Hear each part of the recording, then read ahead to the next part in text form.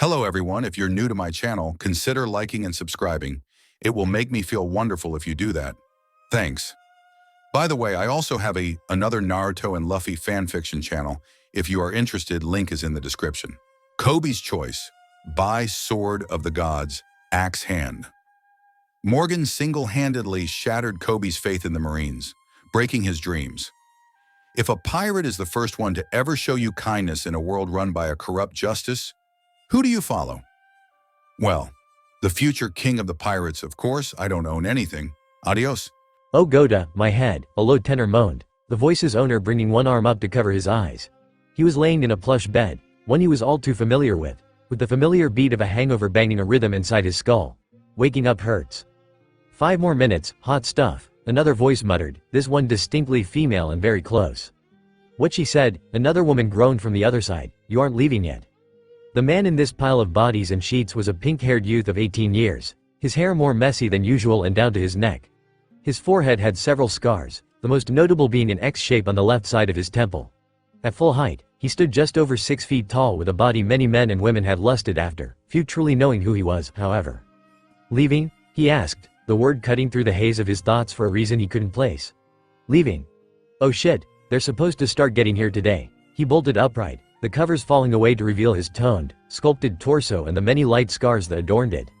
The black-haired beauties on either side of him whined, their bodies as naked as his own, the one on the left muttering, Miltia, I think it's too early to deal with this shit. I agree, Melanie, the other responded with a wince, shading her eyes.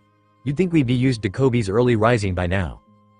That sky rum feels so good going down, but not coming back up. Shit. Coby chanted, gathering his clothing off the floor while trying to stuff himself into his pants. You had to get me smashed the night before, didn't you? Of course we did, Miltia grinned, fighting down her headache to sit up and smile at the fretting pirate. You're our favorite toy and you're leaving us. None of our usual lays have anything close to what you're packing, and when you change. Can we not? Coby cut her off, wiggling into his shirt. A baby blue beach shirt with fruits all over it, open at the front to show off his figure in the summer climate, which did nothing to help him be serious. I'm getting ready to leave for the new world and I'm doing it hungover because of you too. But it was so worth it, Melanie offered, sitting up to lean against her sister. Sure you can't give us one more round before leaving? No, the Zone answered firmly, strapping his swords to his back. Don't get me wrong. I'm thankful for everything you two and Junior have done for me these past years, but I'm sure this, his hand moved between himself and the girls, is going to bite me in the ass. Today, possibly. Oh, right, Miltia nodded. That whole talk with the redhead you mentioned. What was her name? Gladys? Ginny? Grace, Coby corrected, worry in his voice. And if her sister finds out about this, she's going to kill me. And if Grace finds out, she's going to make me kill me. Meh, you're a pirate. Melanie waved off easily, since it wasn't her problem. Live a little and look at the bright side. What bright side? When you and that Grace girl do bang, you now have the skills to rock her boat. Melanie winked. You can satisfy 2 girls at once. Focusing on one is going to blow her mind. Just remember us when you come back around to destroy Mariajoy, okay? We can have our own celebration. Grace can come, too. You two are impossible, Coby moaned, sitting on the bed with his head falling into his hands. Coby, listen, Miltia whispered, placing a hand on the pirate's shoulder. The sisters had long since learned to avoid touching the massive scar that covered his back and the wingtip burns that survived on either side below his shoulders, the remnants of those 4 days 2 years ago. Every time you've slept with us these past 2 years, we've woken up with hangovers. We had to seduce you after you were drunk every single time. This was our idea, not yours. Just take the skills we taught you and go. We aren't going to hold you back. Coby gave a small smile, wrapping the twins in a hug. Miltia, Melanie, you two are the ones that kept me sane after Rayleigh's training and the Dragon's weekly bullshit, so thank you. Oh stop that, Melanie laughed, pushing out of the hug. Our gang couldn't have started raiding Dragon's tributes without your help. That cash cow was your baby and you pulled us out the fire plenty. Now get going, Dino boy. You got a crew to meet up with. Yeah, Coby nodded, a wide, genuine smile stretching his cheeks. Yeah, I do. You sure you don't want us to get Junior and the boys on those imposters running around? Miltia asked as Coby pulled away. Their fake you is an insult to your masculinity. Nah, Coby waved off, his smile not wavering. Trust me. It might take some fire off us. I suppose I should go tell Junior bye before heading to Rayleigh and Shocky's. Don't you have that concert you were begging us to get a ticket for in a few days? Melanie asked. We even got you into the front row. Sure you don't want us to sneak in with you? I can't believe I almost forgot about that, Coby blinked, reaching into his pocket and pulling out a small, bone-white ticket for the Sabao Dome. You never did tell us why you like that soul guy so much, Miltia commented. He makes too many bone puns for that fake undead getup of his. I'll let you in on a secret, Coby smiled, turning to the girls and putting a finger up to his lips. That Soul King is actually the humming swordsman, Brook, the musician of the Straw Hat Pirates, and an honest-to-go to bona fide skeleton thanks to his devil fruit. His world tour is what set the date for our reunion. Be careful out there, Melanie said, she and her sister standing to give the young man a kiss on each cheek. Don't get yourself killed in that big, bad world out there. You don't have to worry about me. I'll be fine. Everything works out in the end. That's just how the Straw Hats roll. So it's been 2 whole years, huh? Shaggy sighed, blowing out a lungful of smoke.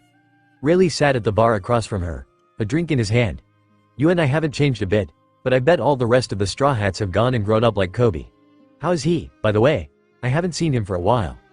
I gave him the last few days to get his stuff in order, the old pirate waved off, sipping his drink.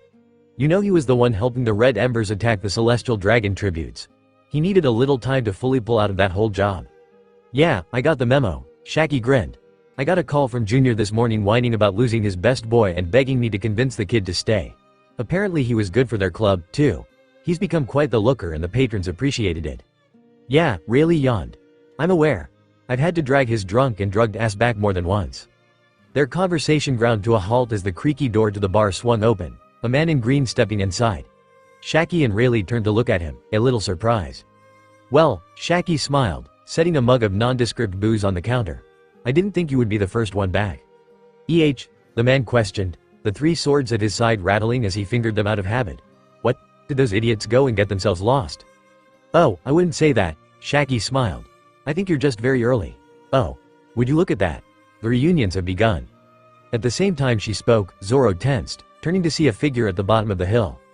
The two made eye contact, holding it quietly until the lower bent his knees, jumping most of the hill and kicking off the air to cover the rest of the way.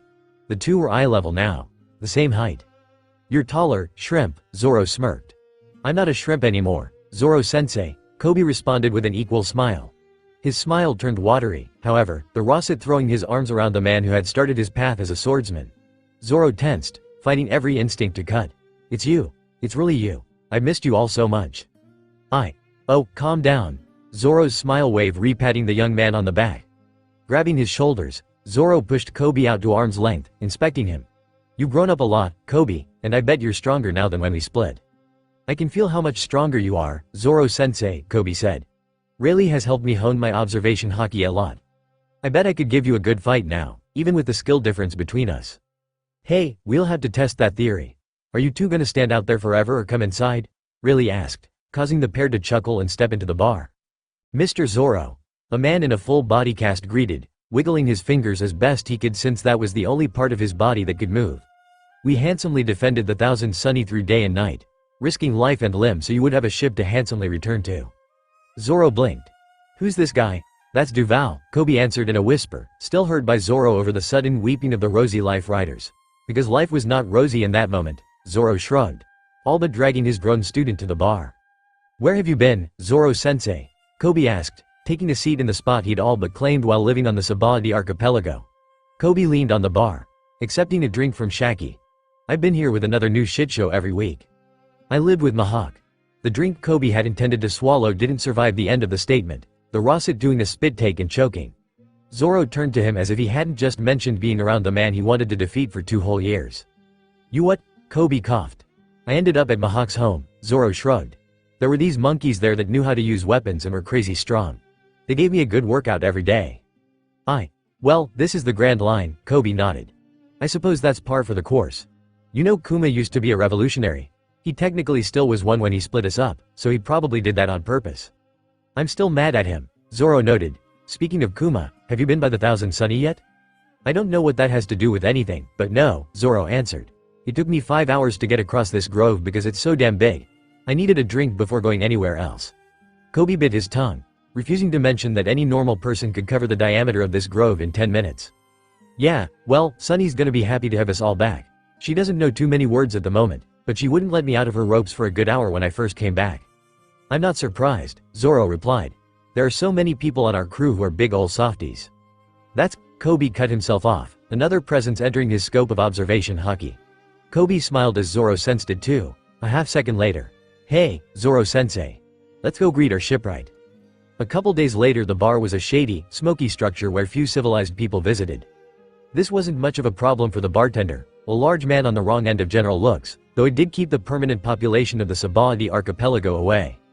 Most of the bar's patrons didn't exactly care for the law, so it was quite the surprise when a beautiful woman strolled into the establishment with a child in her arms. A giant duck of some sort quacked at her side, as tall as her or a little more. The duck was yellow as corn with red, rooster-like facial features, a long, green tail, and wore a saddle. The animal glared at everyone who looked at them funny. At first glance, many of the patrons thought the small creature in her arms was a monkey of some sort, but closer inspection revealed the confusion to be the result of an admittedly cute onesie. Though the woman was beautiful and in her early 20s with long, orange hair and an hourglass figure some women would kill for, no enterprising customer wanted to deal with the mess a child, more of a baby really, brought to the table. As a result, the orange-haired woman was left alone to sit at the bar and order a shot of whiskey and a cup of milk. The duck sat at her feet. "What's brought you round here, doll?" the bartender asked, setting the cups before the young mother and child. "This ain't no place for moms or their brats." "You don't have to worry about me," the woman replied, cradling the child to her ample, bikini top-clad bosom as she took a sip of her drink. "I've been in more than a few seedy bars before. I can handle myself. And Billy here is plenty protection." She pet the bird beside her, the fowl cooing and pressing his head into her hand. The man didn't respond immediately as he weighed his options. The woman was at risk in a place like this, but that wasn't his problem.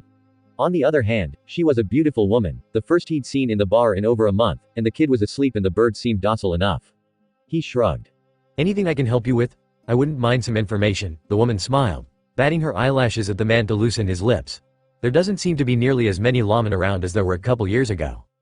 "Yeah, that's an effect of the war," the bartender answered. "Marine HQ has relocated to G1 on the other side of the Red Line, right into the territories of the Yonko. Orders of the new fleet admiral, you know. He's a big shot with big ambitions. That explains why there aren't many Marines anymore.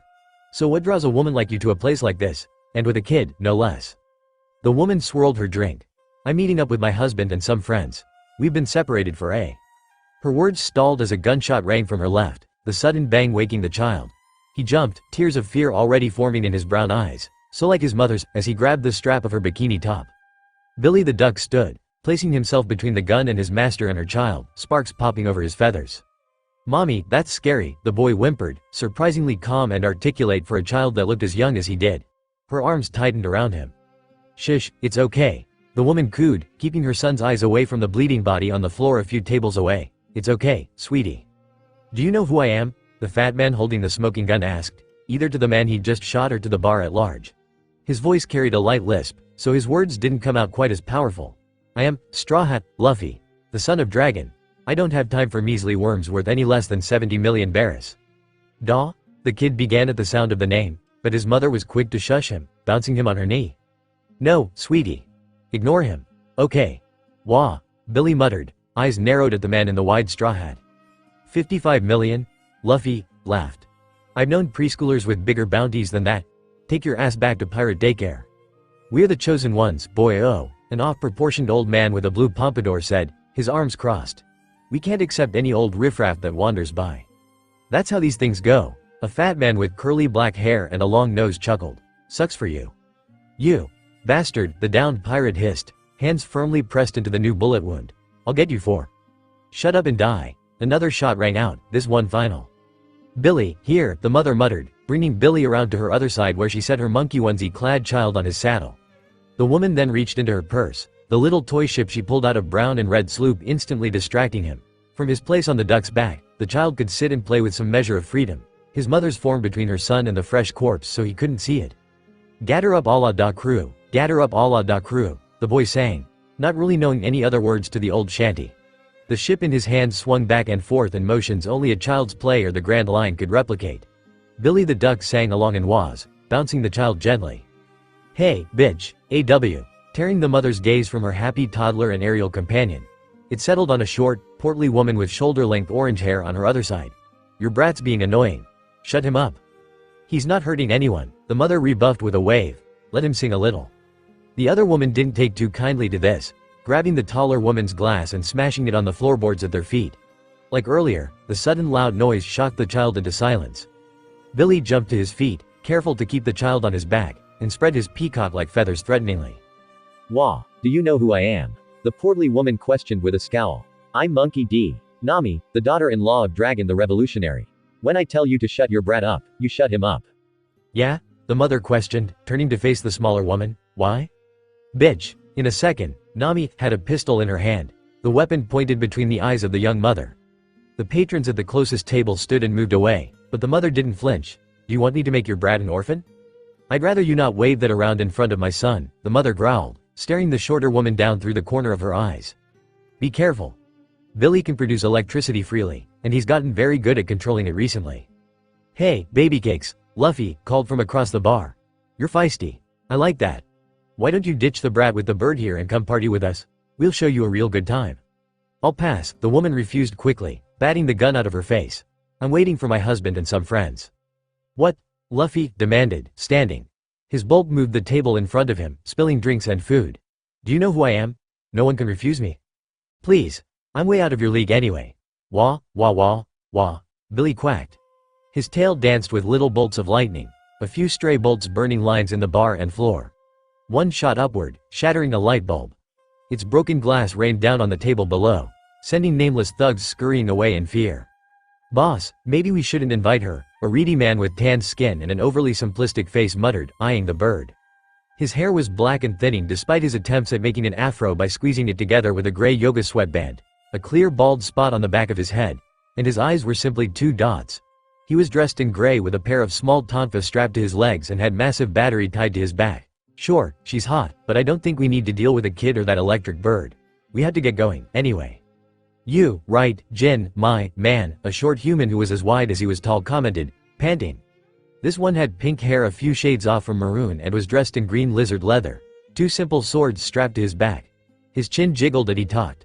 I wanna get out there and find a few more punks to smack around till the time comes. I still want to deal with her, the portly woman yelled, gun still aimed in the general direction of the mother and child. Excuse me, miss, the bartender interjected, Nami, turning her weapon on him. The bartender cowered, raising his hands. I'd like to stay and be business and you're welcome to come be back tomorrow, but he gestured to the body on the floor and the electrical burns on the counter. Yeah, fine, I get it, Nami huffed, crossing her arms with the gun still bared. We've got a rally to get to. She turned to the young mother. I better not see you again or I'll have my darling Luffy kill you, your pet, and your damn brat. With her threat given, Nami returned to Luffy and their crew, the troop leaving the bar without taking the body. With their backs turned, Billy relaxed, easing his tail back into its resting position. As they left, a woman in all black clothing entered. She wasn't short but stood no taller than 5 feet 7 inches with a generous, if somewhat petite, figure. Her hair, a single braid down to her hips, was primarily red, but her highlights covered every color in the rainbow. Or at least they seemed like highlights even though the roots themselves seemed to be the same color. Her eyes, too, were a kaleidoscope, constantly shifting colors. She walked with a purpose to the bar, sitting next to the young mother at the counter. Barman, she murmured in a rich voice with seductive undertones. A vodka martini on the rocks, shaken, not stirred. You sure you're old enough to drink? You sure you've got enough customers to be picky? The man shrugged after a moment, deciding it wasn't his business to ask questions considering there was still a dead pirate on his floor. He set about filling the girl's order. The redhead glanced at the mother, offering a hand. Miss, I think you dropped this, she said, a wallet in her palm. The mother blinked. That was at the bottom of my purse. Who? Wait, Grace. Wah, in the flesh, the mostly redhead grinned as her drink arrived. Nowadays most people call me the magpie of color. It's been a long time, Nami. The two women all but jumped into a hug, relishing in the contact. Billy did a small dance, conscious of the weight on his saddle. What happened to you, Grace? Nami asked as she pulled away. How? You managed to pickpocket me. 2 years as a specialized spy and thief with an organized syndicate will do that to you. But I see I'm not the only one who's been busy. Who's this little guy? Oh my Goda, he's so cute in that outfit. Nami's face broke into a grin as she lifted her son from his plane and onto her lap, the boy's eyes now looking between his mother and the other woman. Sweetie, this is your Auntie Grace. Grace, this is my son, Monkey D. Ace. Auntie Grace? Ace asked, blinking. Mommy said you a painter. He's adorable, Grace all but squealed, fighting the urge to play with his cheeks. Instead, she picked him up by the armpits and plopped him down on her own lap. And so smart, too. He can't be more than 2 years old and he's already talking. Watch this, Nami insisted. Ace, tell Auntie Grace the biggest thing you know. Mommy's really happy about this. Anti-Grace, Ace began. I know about at most for IC phenomena. It's when the clouds and sky do weird stuff. Oh my god, he's a genius. Grace muttered, turning an eye on Nami as she lowered her voice. You're sure this is Luffy's kid? Excuse you, Nami replied, insulted. Billy also seemed insulted at the implication. Sorry, the younger thief apologized. Do the others know? Some of them, Nami admitted. You reacted the same way Frankie did since I stopped by the Sunny. She's totally alive, by the way, even if our separation stunted her growth. Yeah, I got the memo. And Zoro knows now. It was great to see him finally surprised. Then he started muttering about babysitting duties. Uncle Zowo is funny, Ace offered. And Uncle Frankie is so big, he's a big robot, it's so cool. He's just like Captain. Grace laughed. She waved her hand in front of his face, little balls of color seeming to bloom out of nothing. She poked one, making it ripple. His short attention stolen, Ace started playing with the chemical bubbles. Does he know? I haven't been able to get in contact with him, Nami admitted, noting the new power and to ask about it later. I tried, but Rayleigh said wherever he was, he didn't have a transponder snail big enough to talk. I think I want to tell him in person, anyway. So Luffy doesn't know he's got a kid? It must have been hard for you. Meh, Nami waved off as Ace stuck his toy boat on a blue bubble, pretending it was an ocean. Ace is a certifiable genius and I basically controlled Weatheria the whole time I was there. I had plenty of help and Billy tracked us down almost as soon as we arrived here. He's basically a walking crib for Ace. Besides, I managed to call Garp and… You called Garp? Grace demanded. Oh calm down, Nami placated. I needed over the moon but promised to keep quiet until we left. He can't go putting his great-grandson at risk until his protectors are all together. Now can he? I think the war shook him bad. On the snail, he tried to quote some other language but fumbled it badly. Maybe he's finally losing the last of his marbles. I'll explain everything when we're all back together. But that's enough of that. What happened to you? I'll explain everything when we're all back together, Grace parroted. At that moment a new patron entered the bar. His tall and muscular form on display for all to see, as obvious as the long nose on his face. Mommy, look, Ace said, pointing. Long nose, that Uncle USO? Ace's words and pointing attracted the man's attention, which zeroed in on the two women, Duck and Child. Grace leaned back against the counter as he approached. Well, look what the Sea Kings dragged in. You've gotten your exercise in. And here I thought you were dead. The powerful words Usopp had prepared died on his lips at the accusation. I'm not dead and I'll have you know Kaio was very appreciative of the picture I sent. He blinked. Grace? Nami? Billy? Yes. Yup. Wah, right, it is you, he nodded. And… He gestured to Ace, who grabbed his hand as it passed, shaking it in some copy of a handshake in the most literal sense. I'm Ace. My daddy's gonna be king of the pirates, gee. Usopp stared for half a minute, trying to get his jaw to work. I would die for this child, he finally muttered, surprised at himself. And I expect you to if it comes to that, Nami stated firmly. We're taking him with us, and I won't hear any arguments about it. I won't have my son grow up without his family like Luffy or me or anyone else on our crew did. Ah, right. That works for me, Usopp nodded, taking his hand back. He knelt, coming nose to eye with the toddler. Hi, Ace. I'm your Uncle Usopp. I'm gonna help make you a brave warrior of the sea. Okay, Ace smiled, and it lit up the whole bar because, while Ace had his mother's eyes, he had his father's smile. Usopp smiled back, a single happy tear leaking from his eye. I can't believe it, the sniper said, emotion welling up in his voice. It's been 2 years. 2 whole years. You got a… No, the crew has a kid now. We're back, and it's time the world knows it. And they will soon enough, Grace replied, finishing her martini in one drink. I don't know where you've been, but a couple of us have made names for ourselves. Our reunion is going to make waves. Well, Nami jumped in, scooping up her son. We've got places to go and people to see. Let's find everyone else. Are you still mad? Mary asked, skipping her way through Grove 30 with a companion, cotton candy in hand and a backpack on her back. Course I'm still mad, her companion responded, his own duffel bag in hand. Madder and a poked hornet's nest. I loved that job. Well, it was you that got caught working on that Navy ship. How was I supposed to know that battleship had a Klabouterman? Marines don't usually do that, frickin' G8. Meh, it'll be fine, Mary bleated. Luffy'll love having you on. And I'm sure Koby's been looking forward to seeing you again. Don't say it like that, the man beside her begged. Just 'cause we bonded over false stereotypes don't mean we're like that. Whatever you say, Kaku. Mary had grown up, the everlasting bonds of her crew and the freedom of not having a host ship allowing her to go from being a little girl to a young woman. The Klabouterman of the Going Mary now looked like a girl around 16. Standing at 5 feet 5 inches, her wavy white hair now fell down to her back and petite, yet noticeable, curves showed through her clothing. Her horns had grown as well, now a full 2.5 spirals with a point poking out of each. She was dressed in mostly white and brown. A pair of stonehead hammers stuck in loops on her tighter khakis held up by suspenders. Her torso was covered in a simple white shirt with various stains and the red words, "Nailed it." The T being a nail in an underlining board. Finally, her new heart hung from the choker around her throat, a tiny heart made of atom wood that glowed slightly in the dark. Kaku beside her was the same as ever, though he had switched his galley-la shipwright outfit for the standard suit he'd worn as a CP9 agent with a white tie, making his clothes and Mary's contrasts of each other. Despite his formal attire, he had 2 swords at his hips, one on each side.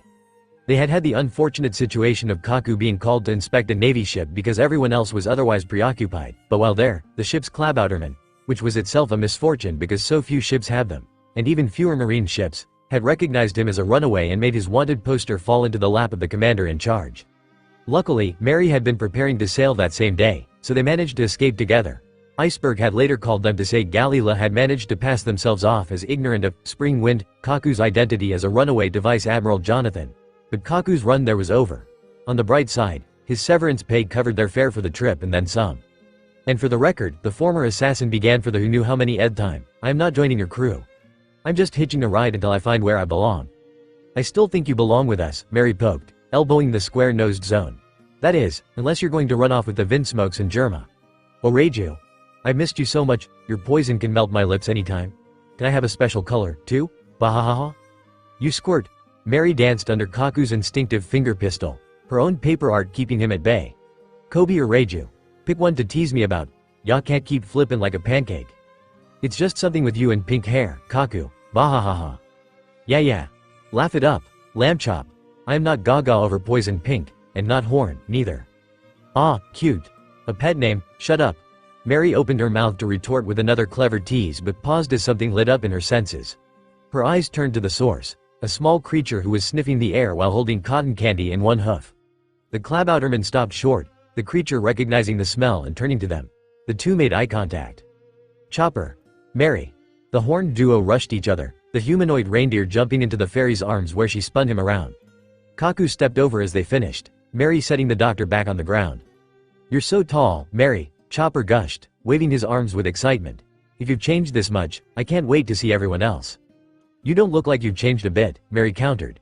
"Except getting even more cute. Even so, I bet you've learned so much and gotten a lot stronger in the last 2 years." "I don't like it when you praise me, you jerk," Chopper danced. "But I'm way different, watch this." Chopper jumped, shifting into his walk point which now stood over many of the crew in height, Mary included. "You're so big," Mary laughed, throwing herself into a hug around his neck. "I bet I could ride on your back, now." "I'm not an amusement park ride," Chopper denied. He sniffed, his nose picking up the subtle scent of the man beside them. He turned, seeing the square-nosed agent.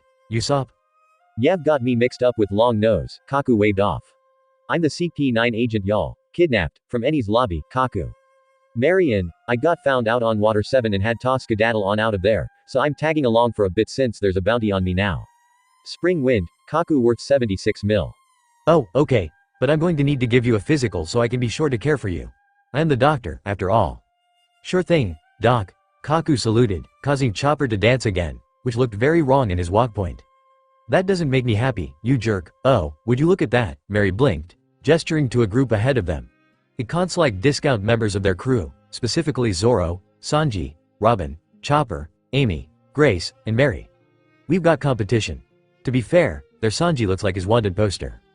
The Amy of the group looked like the fake Sanji's sister, frail blonde hair cut into a bob and a simple blue dress with an umbrella, but her thin form depicted her as too weightless to the point of being anorexic. She had a cleft chin with a massive, pointed nose sticking out of her face and curving over her mouth.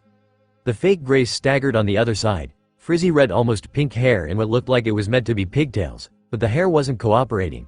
She had tribal paint slathered over her cheeks and forehead, not quite hiding the many warts and beauty spots all over her face.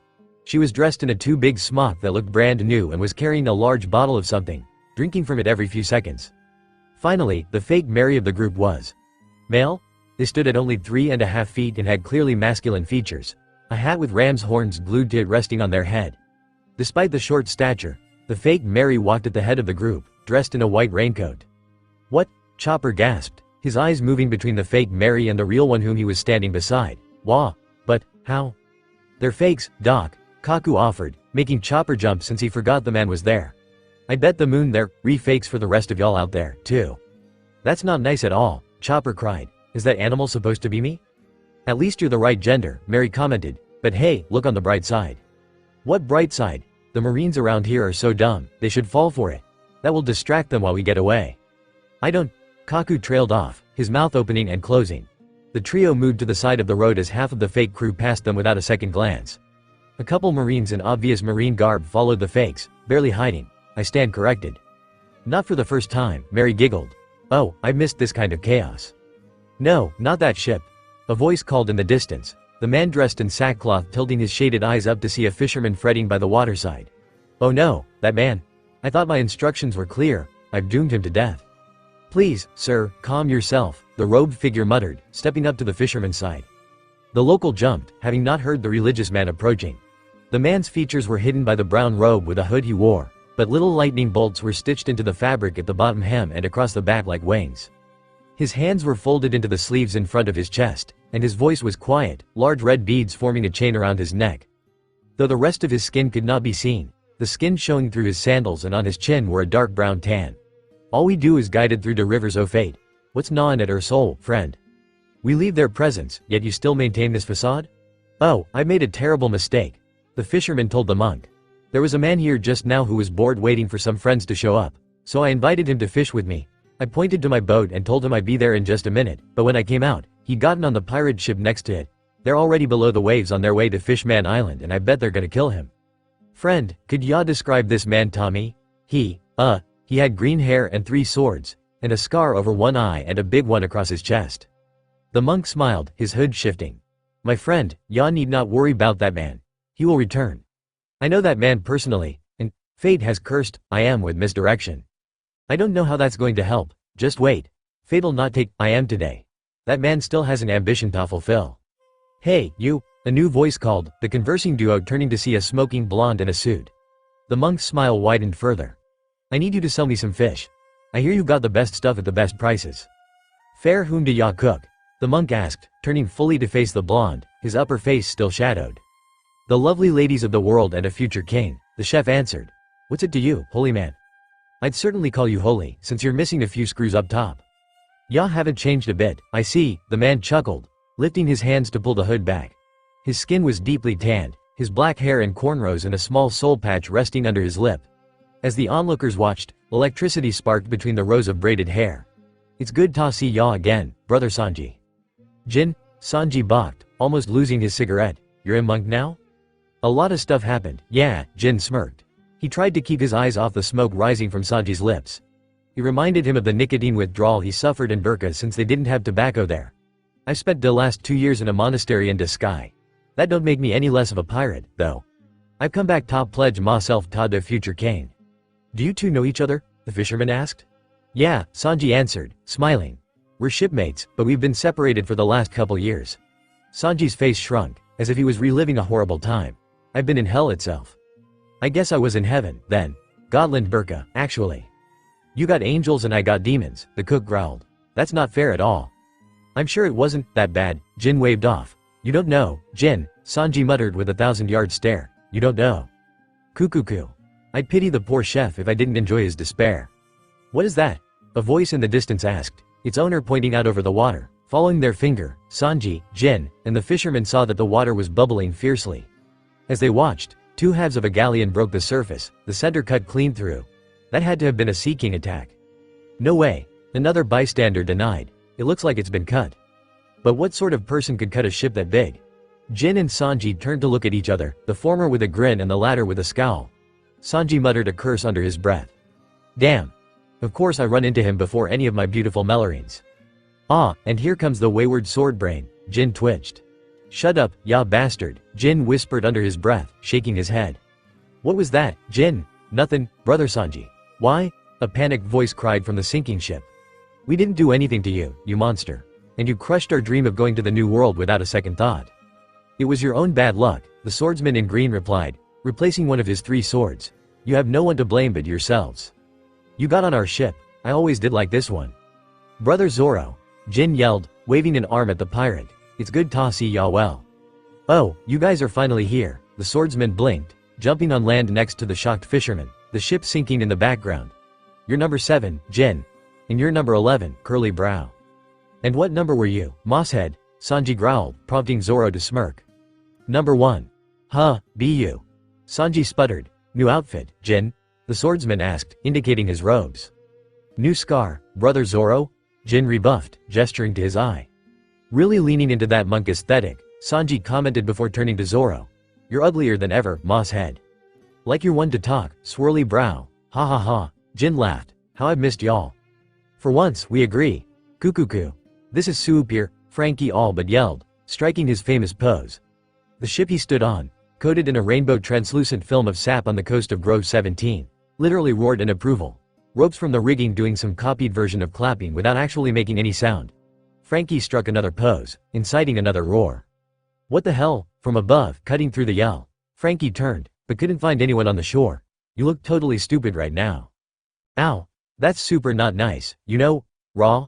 Ropes that had been clapping shot upward, wrapping around a woman floating there to drag her to the deck gently. The rope set her on her feet, letting her go but still nuzzling her like an animal might, the ship itself purring. The woman was blonde, her hair curled down to her shoulders and a soft, instinctive smile on her lips. A pink parasol with frosting-like swirls stretched over her, shading her from the sun so the shadows could show off her pink dress decorated to look like a cake and a hat with a decorative strawberry on top. Her dress clearly showed off her new and improved assets. Easy, Sunny, the blonde giggled, stroking the ropes as she lightly bounced on the sap coating the ship. Easy. I'm back. Oh, this must be the coating I've heard about.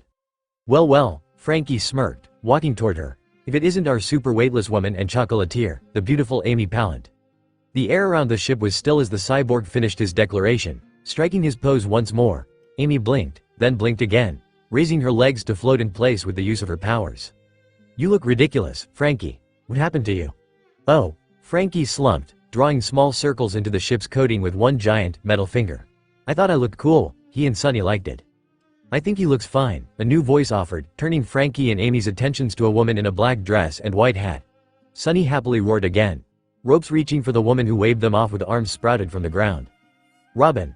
The pirates on the ship cried, the woman casually blooming limbs to form a bridge to the deck. The ship rumbled beneath their feet as Robin arrived, her eyes lighting up at the bubbly sap that kept her from standing on the grass. I see Rayleigh has been here, Robin commented as Frankie walked and Amy floated over in her direction. It's good to see you, Frankie, Amy. I see you two have changed a bit. I've upgraded myself a lot, Frankie smirked. I spent the last 2 years in a former lab of Vegapunk, so now I'm a whole lot more superior. While you were holed away in a lab, Amy began, I've been training in the new world.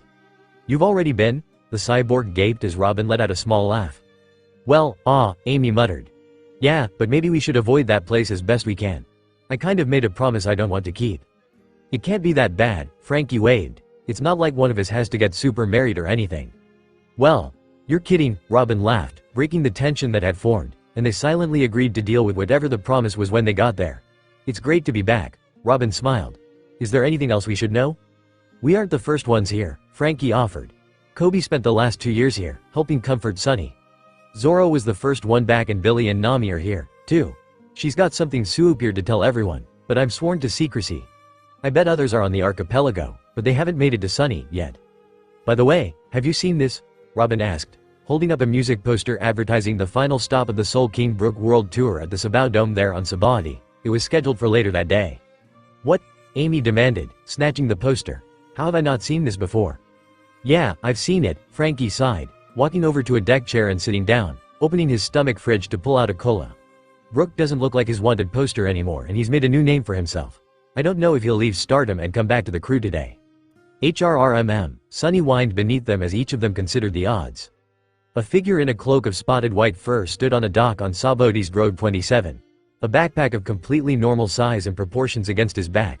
Off of this backpack hung an orange cowboy hat with 2 blue buttons attached to it. He smiled, looking up to the trees as he remembered first arriving here 2 years ago. I'm here everyone. Just wait for me. It's time to show the world that we're back. Yeah, the skeleton on the stage cheered, the crowd cheering along. Lights shone down with a glaring intensity, one that caused the musicians and backup singers on stage fear they would be boiled alive in their own formal clothing no matter how often they had performed before, but it seemed that the leader of the troupe didn't have any such problems.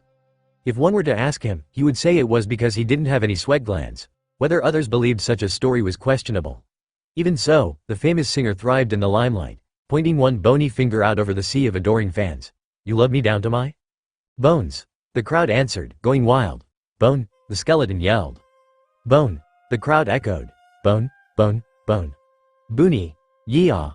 The concert had been in full swing for almost an hour now and was reaching its conclusion, even with the energy of the crowd still at its peak. One member of the crowd, a taller figure in the front row with their hair and face hidden under a fedora, felt it was just about time for himself to reveal his presence to the superstar like he had been planning. On stage, stagehands rolled out a brick wall, the skeleton tilting onto it. 45 degrees. Crowd members screamed. Men cried out in envy, women swooned. Encore. Someone in the crowd yelled, the word turning into a chant. Encore, encore, encore. Yo-ho-ho. Soul King, Brook laughed, cradling the microphone in one bony hand while the other pointed to the crowd. Out of the corner of his eye, though he didn't have eyes to see, his long-armed manager scowled at him with a gun aimed in his direction. That was likely in response to having been told that Brook was retiring after this concert during the halftime break. The man hadn't taken the news well, but Brook didn't think he would take it so badly. Well, it wasn't like a bullet could kill him anyway. Brook. Hey, Brook. The skeleton's eyeholes widened at the voice as his not eyes scanned the crowd. His gaze landed on one fan in the front row to his left. He was dressed inconspicuously in a trench coat and a wide fedora, but, as Brook watched, the young man threw his hat into the crowd to reveal distinctive pink hair. Brook's teeth formed as close to a smile as they could as he raised his hand for silence. Yo-ho-ho. My fans, I have some news to share with you all, Brook began, the crowd quieting. This next song, this encore you're calling for, will be my last for an audience like this. I am retiring right after this concert. The crowd erupted into questions and laments, for the Soul King's career had only lasted for a little over a year, but Brook quieted them all. There is a group of people I have sworn to return to, and today is the day we chose to meet again, so I will tell you all now. Halt. Brook's speech was cut off by the order of a Marine. The entire back part of the Sabao Dome suddenly filled with white and blue. They leveled their guns over the heads of the civilian music lovers, aiming for those on the stage. Coby tensed, ready to move at a moment's notice. This concert is shut down on charges of piracy. Piracy? A member of the crowd demanded. How dare you? Another person yelled. The Marine pulled out a poster, holding it over his head to reveal a grinning face and familiar afro, though said person still had skin. This so-called Soul King is actually a pirate known as the Humming Swordsman, Brook, the captain and only remaining member of the Rumbar Pirates, thought dead. Am I wrong, Soul King? The end of the question twisted, using the title mockingly. He can't be, you heartless bastards. Soul King isn't a pirate. No, my friends, Brook said into the mic, cutting through the sounds of the dome. Brook pulled the microphone off its stand, spreading his arms. At his gesture, Coby tossed aside his coat and jumped onto the stage, taking a fighting stance between Brook and the long arm that had a gun out, swords at the ready. Gasps echoed through the crowd as Coby, a pirate whose face was much more commonly known, appeared before them. You're looking good, Brook, Coby smirked, the long arm backing up at the confident smile on the Rosset's face. Yo-ho-ho, as do you, Coby, the superstar responded, confirming his connection to the infamous pirate. That's the survivor, Trihorn, Coby, a Marine realized. The prisoner that escaped execution 2 years ago. Before people could start panicking, Brook spoke again. The Marine here is correct, my loyal fans, and that was what I was about to say. I have an announcement for everyone, and a declaration. Then, if they will allow me, that encore you have called for, Brook called, bringing the tense mood down. As if directed, the light in the Sabao Dome dimmed, only the spotlight shining on Brook and Coby remaining lit. I've heard the stories, Brook whispered, the microphone making his voice carry through the room. People think we are gone. People think we are dead and nothing but a memory, but they are wrong. Well, except for me, yo-ho-ho. We are not, more importantly, he is not. My friends and I have painful memories of this place known as Sabaody. We suffered a painful defeat here only a couple years ago and have been separated since. Even so, the rumors are foolish to believe that our Captain Straw Hat is dead. Today, we return, today, we reunite, today, we come together to continue our adventure, and with this, I give you this vow.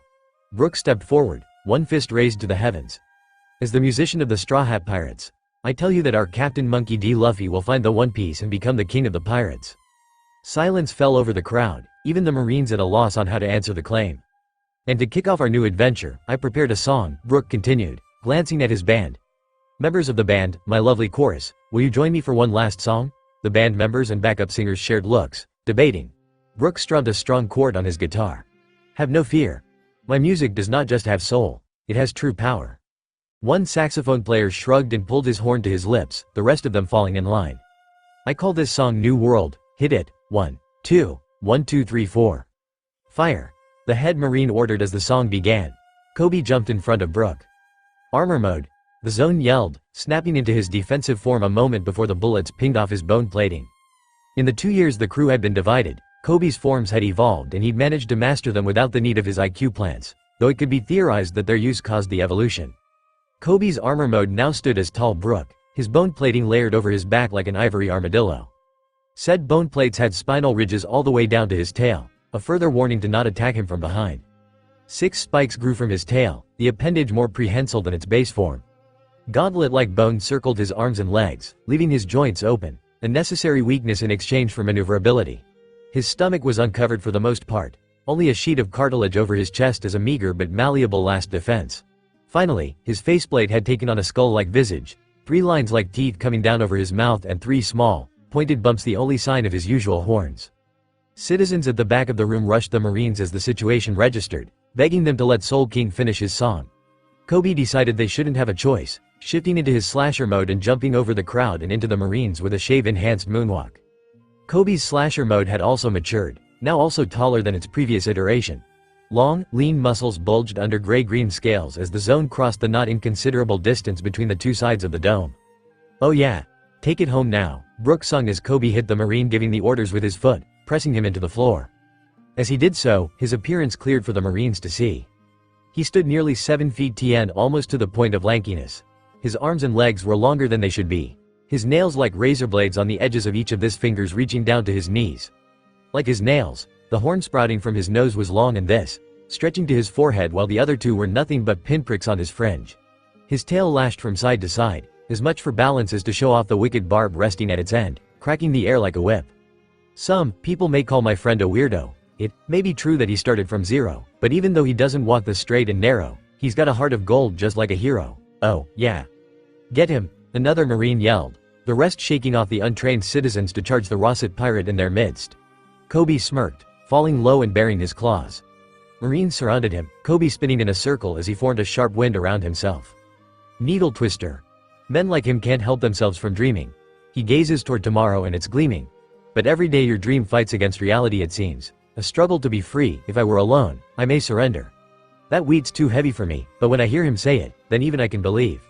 You lapdogs really think you can take me on? Coby laughed, blood dripping from his nails and tail where he'd raked several grunts across the chest. Another, feeling brave or foolish at seeing the pirate's back, raised his gun to aim at the young man's heart. Coby's tail whipped up without the pirate turning to look, cutting the barrel of the gun off before slicing both hands and the belt of the Marine grunt. He cried out in pain as his sword, broken rifle, and belt fell to the floor. Guns shook in the hands of Marines while aimed at the pirate. The pirate flicked his tail, splattering the blood clinging to it across the floor. "I'd put those down if I were you. Who would suffer if you missed?" That was a bluff and Coby knew it. Though there was a chance he could deflect the bullets with his slasher mode speed, there was no way he would dodge if it meant some innocent taking the bullet meant for him. The Marines didn't need to know that, however, and the shaking of the weapons showed that they were rattled by his display. "Today is the day. We'll bury all our sorrows. We'll raise the sails. They'll tell our tales through EV or Y tomorrow. Today is the day. We're aiming toward a new dawn. All our doubts are gone. Let's move along, 'cause it's time to sail away." "If you won't move, then I will," Coby yelled, shifting forms. He shortened, shrinking to his normal height as his form filled out. Where his armor mode was round and slasher mode lanky, this form was a perfect middle ground close to stocky. His forearms grew, turning proportionately larger than his upper arm, similar to how Frankie looked 2 years ago. His tail flattened, almost like that of a platypus, while his horns twisted into a spiral that hid his eyes. Such an obstruction would be detrimental to the average person, but with Coby learning to hone his unlocked observation hockey from Rayleigh, the limited vision did little to stop him. Drill mode. Carving paw. Even though he was still an enemy of the Marines and hated the celestial dragons they protected and kowtowed to, that didn't mean he wanted to kill anyone unnecessarily, so the large fingers and spoon-like nails of his drill mode were perfect for batting aside his opponents non-lethally. Most Marines didn't agree with defending the celestial dragons anyway. They were just following orders. So it was with these thoughts that Coby swatted the Marines like bugs, flinging grunts left and right where the crowd seemed to be on his side, preventing them from getting back up. "For the new world, for the new world, for the new world, where our dreams will all come true, so long."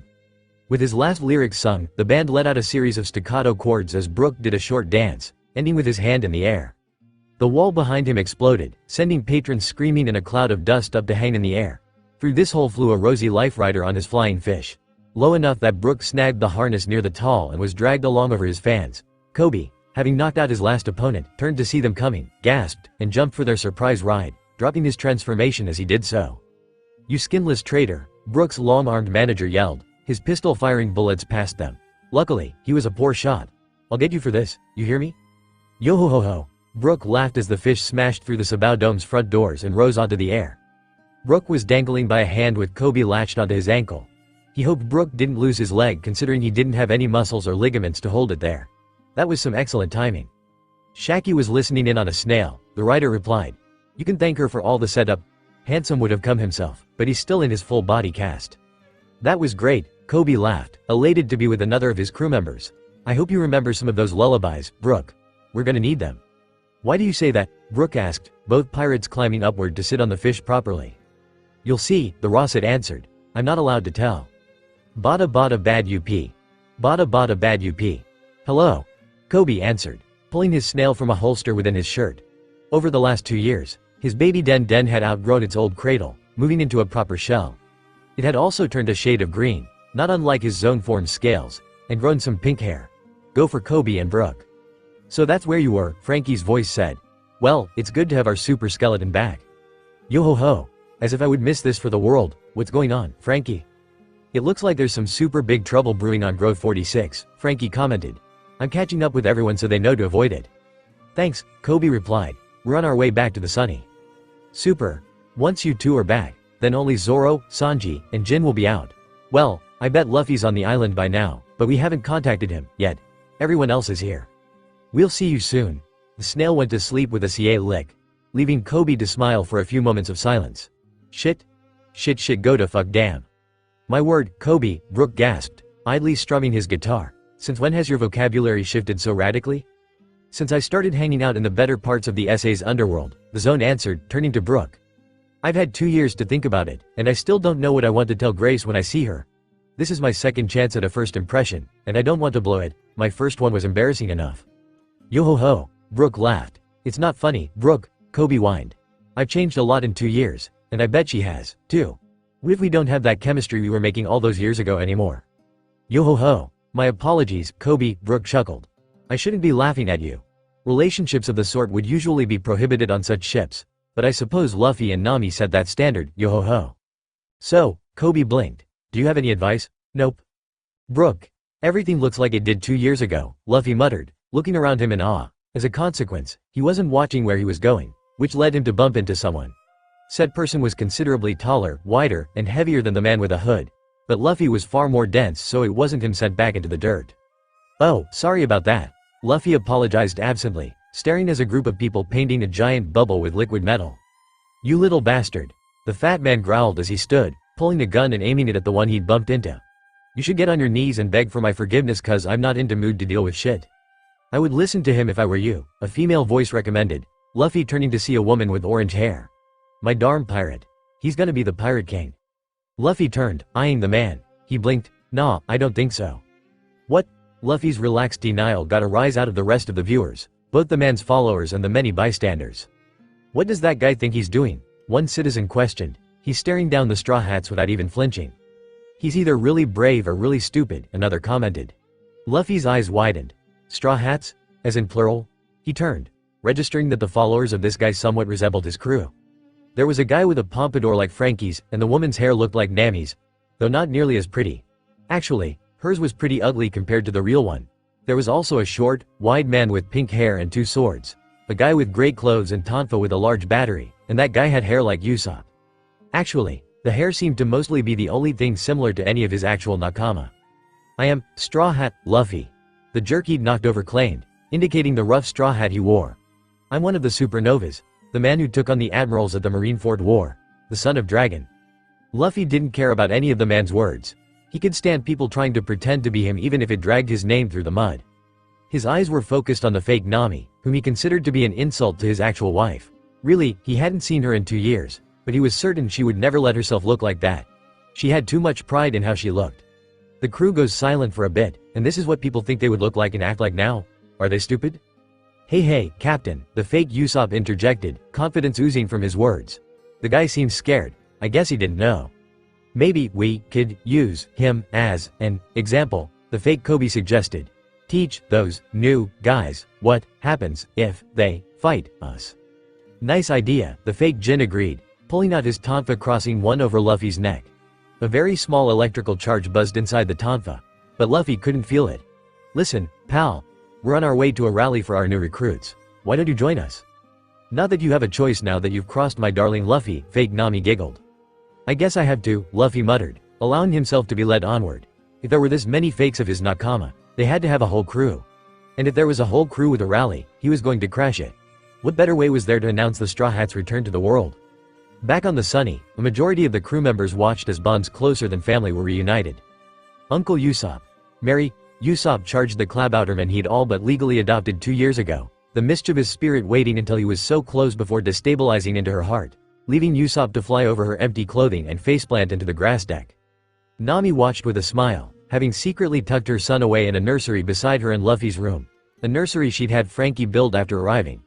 Aware that the toddler was sleeping inside her belly and supposed to be a secret, Sunny kept her happy roars to a low rumble that shook the deck slightly. Bahahaha. Mary laughed as she reformed, picking Usopp up and pulling him into a real hug, which the sniper returned wholeheartedly. Sorry, couldn't resist, Uncle Usopp. Mary, you're so tall now, Usopp whispered, as much to her as to himself. He wasn't wrong. The fairy now up to his chin rather than his waist. I didn't think you could grow up like this, especially with us all separated. It just goes to show you that the bonds of the Straw Hats are too strong for anyone to break, Mary smirked, doing a little spin to show off. Technically, I'm independent of everyone and have been since after Eni's lobby, but it was the steadfast bonds of the crew that made me get older. Otherwise I would have just stayed the same. But look at you, Uncle Usopp, you got jacked. Yeah, I guess, Usopp muttered with a smile, rubbing his neck. It took a lot of work to get this good. Your uncle isn't a coward anymore, Mary. Meanwhile, another pair was reconnecting after their long hiatus. Grace. Big sis. The adopted sisters all but glomped each other, black-clad spy-hugging cake-themed baker like their lives depended on it. I've missed you so much, Amy muttered into her sister's multicolored hair, though the two were about the same size with Amy now only having a few inches more height than Grace, but the baker was also wearing heels on top of that. Happy tears leaked from her eyes. I was so worried, no matter what contacts I tried to use, no one could ever find you, she pulled back, now holding her sister at arm's length. Look at you, you're all grown up now. Big sis. Grace whined in a voice unbecoming of a spy of her renown. Stop smothering me. I'm grown up and famous now, I missed you too, but this is too much. I can't help it, Amy muttered, pulling the once redhead back into her embrace. I spent so much time with that giant family, it took everything to not just run off looking for you. Big sis. Forcing her way free, Grace grabbed the sleeves of her sister's dress, pushing them up to her elbows. This revealed the burns Amy had received during their fight on Sabaody 2 years prior. The red marks swirling up to her elbows like tribal designs. Are you okay? These don't hurt? Stop it, Amy shook Grace's hands off, shifting the sleeves back down. The incident had killed the weepy reunion mood, which was what Grace had been going for. I'm good, I swear. Nothing to worry about. Now, what's this about you becoming famous? I became a thief with the Mr. Six pair in the North Blue. The government and the art community call me the Magpie of Color, but they don't know my face yet. I've sent a picture to an inside contact, though. We don't want the world only giving me half the credit I'm due, right? And hey, look at this. I ate the devil fruit. Colorful galaxy. Chemicals of all colors oozed from hidden pockets within Grace's outfit, forming spheres that circled her. They moved at her command, juggling and spinning at her will. That's so cool, Chopper, Usopp, and Mary cheered. I'll admit, she's pretty cool, Frankie muttered, bringing his new body into full attention, but I'm SSUPR. Robot. The trio yelled, now fawning over the cyborg. That left Nami, Billy, Robin, and Kaku to talk, the lattermost shifting uncomfortably. So, the square-nosed agent muttered, rubbing the back of his neck as Billy sniffed him. I got found out and had to skedaddle on out of Water 7 with Mary. Fancy I could hitch a ride for a bit? I'm not asking to be a member or nothing. I just need a ride for a little while. I'll be out of your hair before you know it. I guess, Nami answered slowly, glancing at Robin.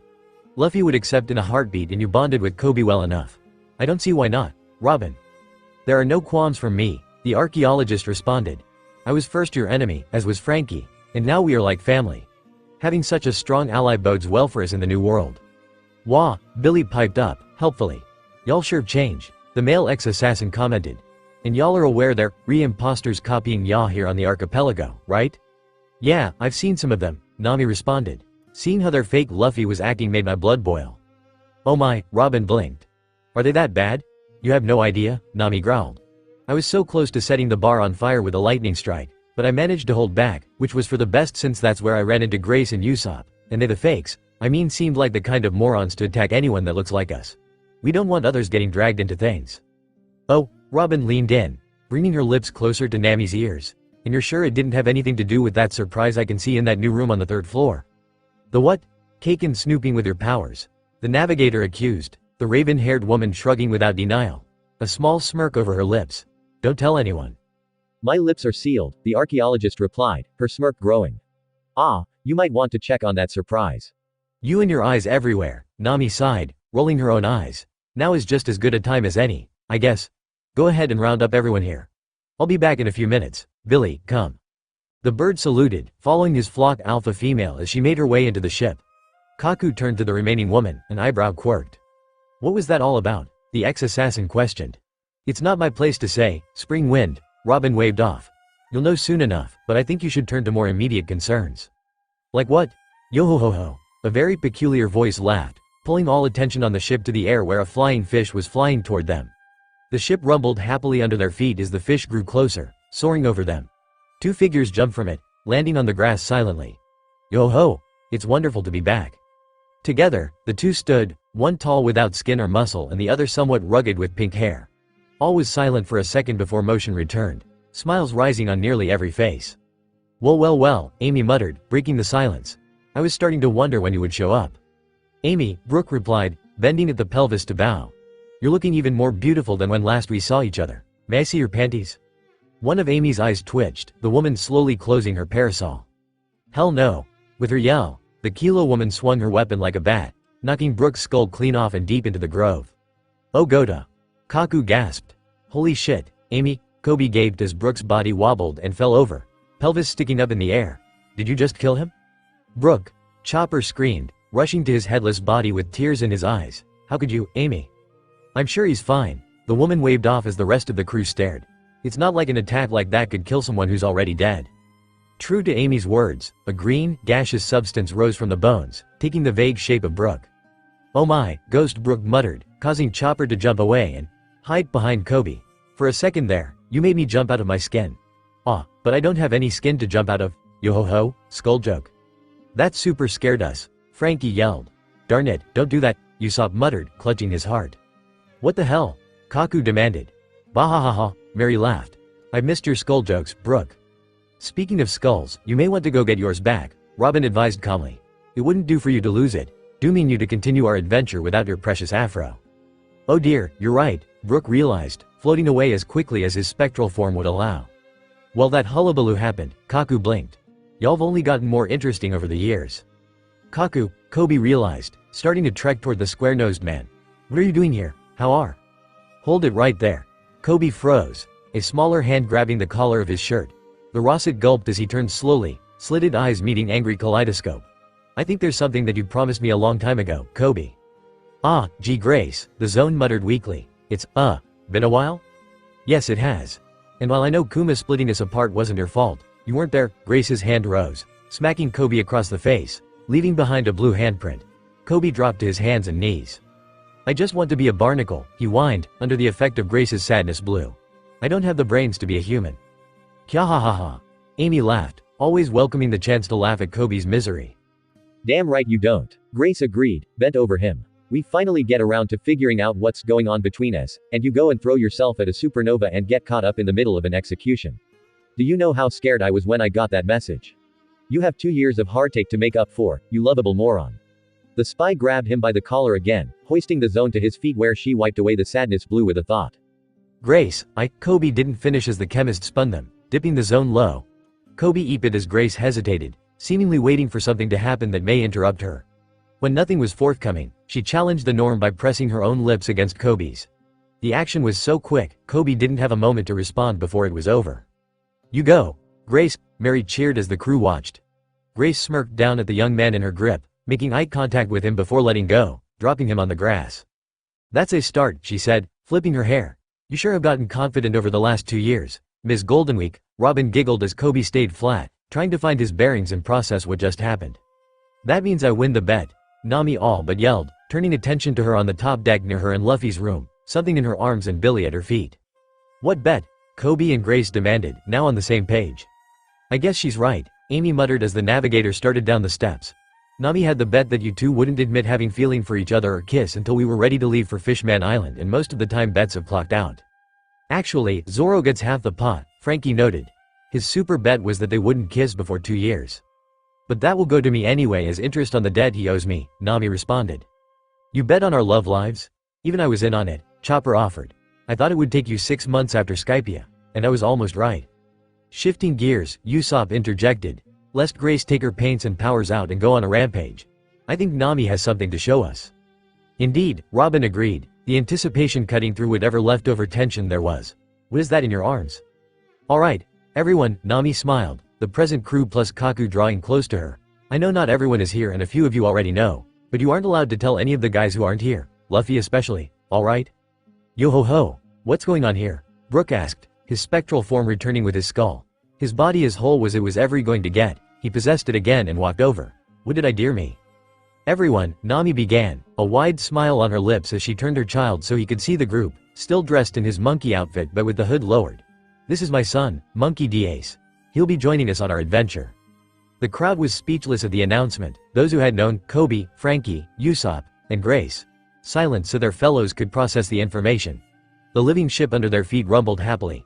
Ace, however, didn't find his existence to be a shock as he started pointing at the crew members he'd grown up hearing stories about, wanting to show what he knew. Uncle Flanky. And Uncle USO. And that's Uncle Coby and Auntie Grace. And that's Auntie Woban. Oh. Skelly is Guampa Book. And Choppy's a person deer, so that's him. And Mewy has horns and white hair, so that's Mewy. And Auntie Amy has her umbrella. Who's dat, mommy? Ace's little pointer finger finished pointing at Kaku, the only non-crew member. That's Kaku, sweetie, Nami answered. He'll be with us for a little.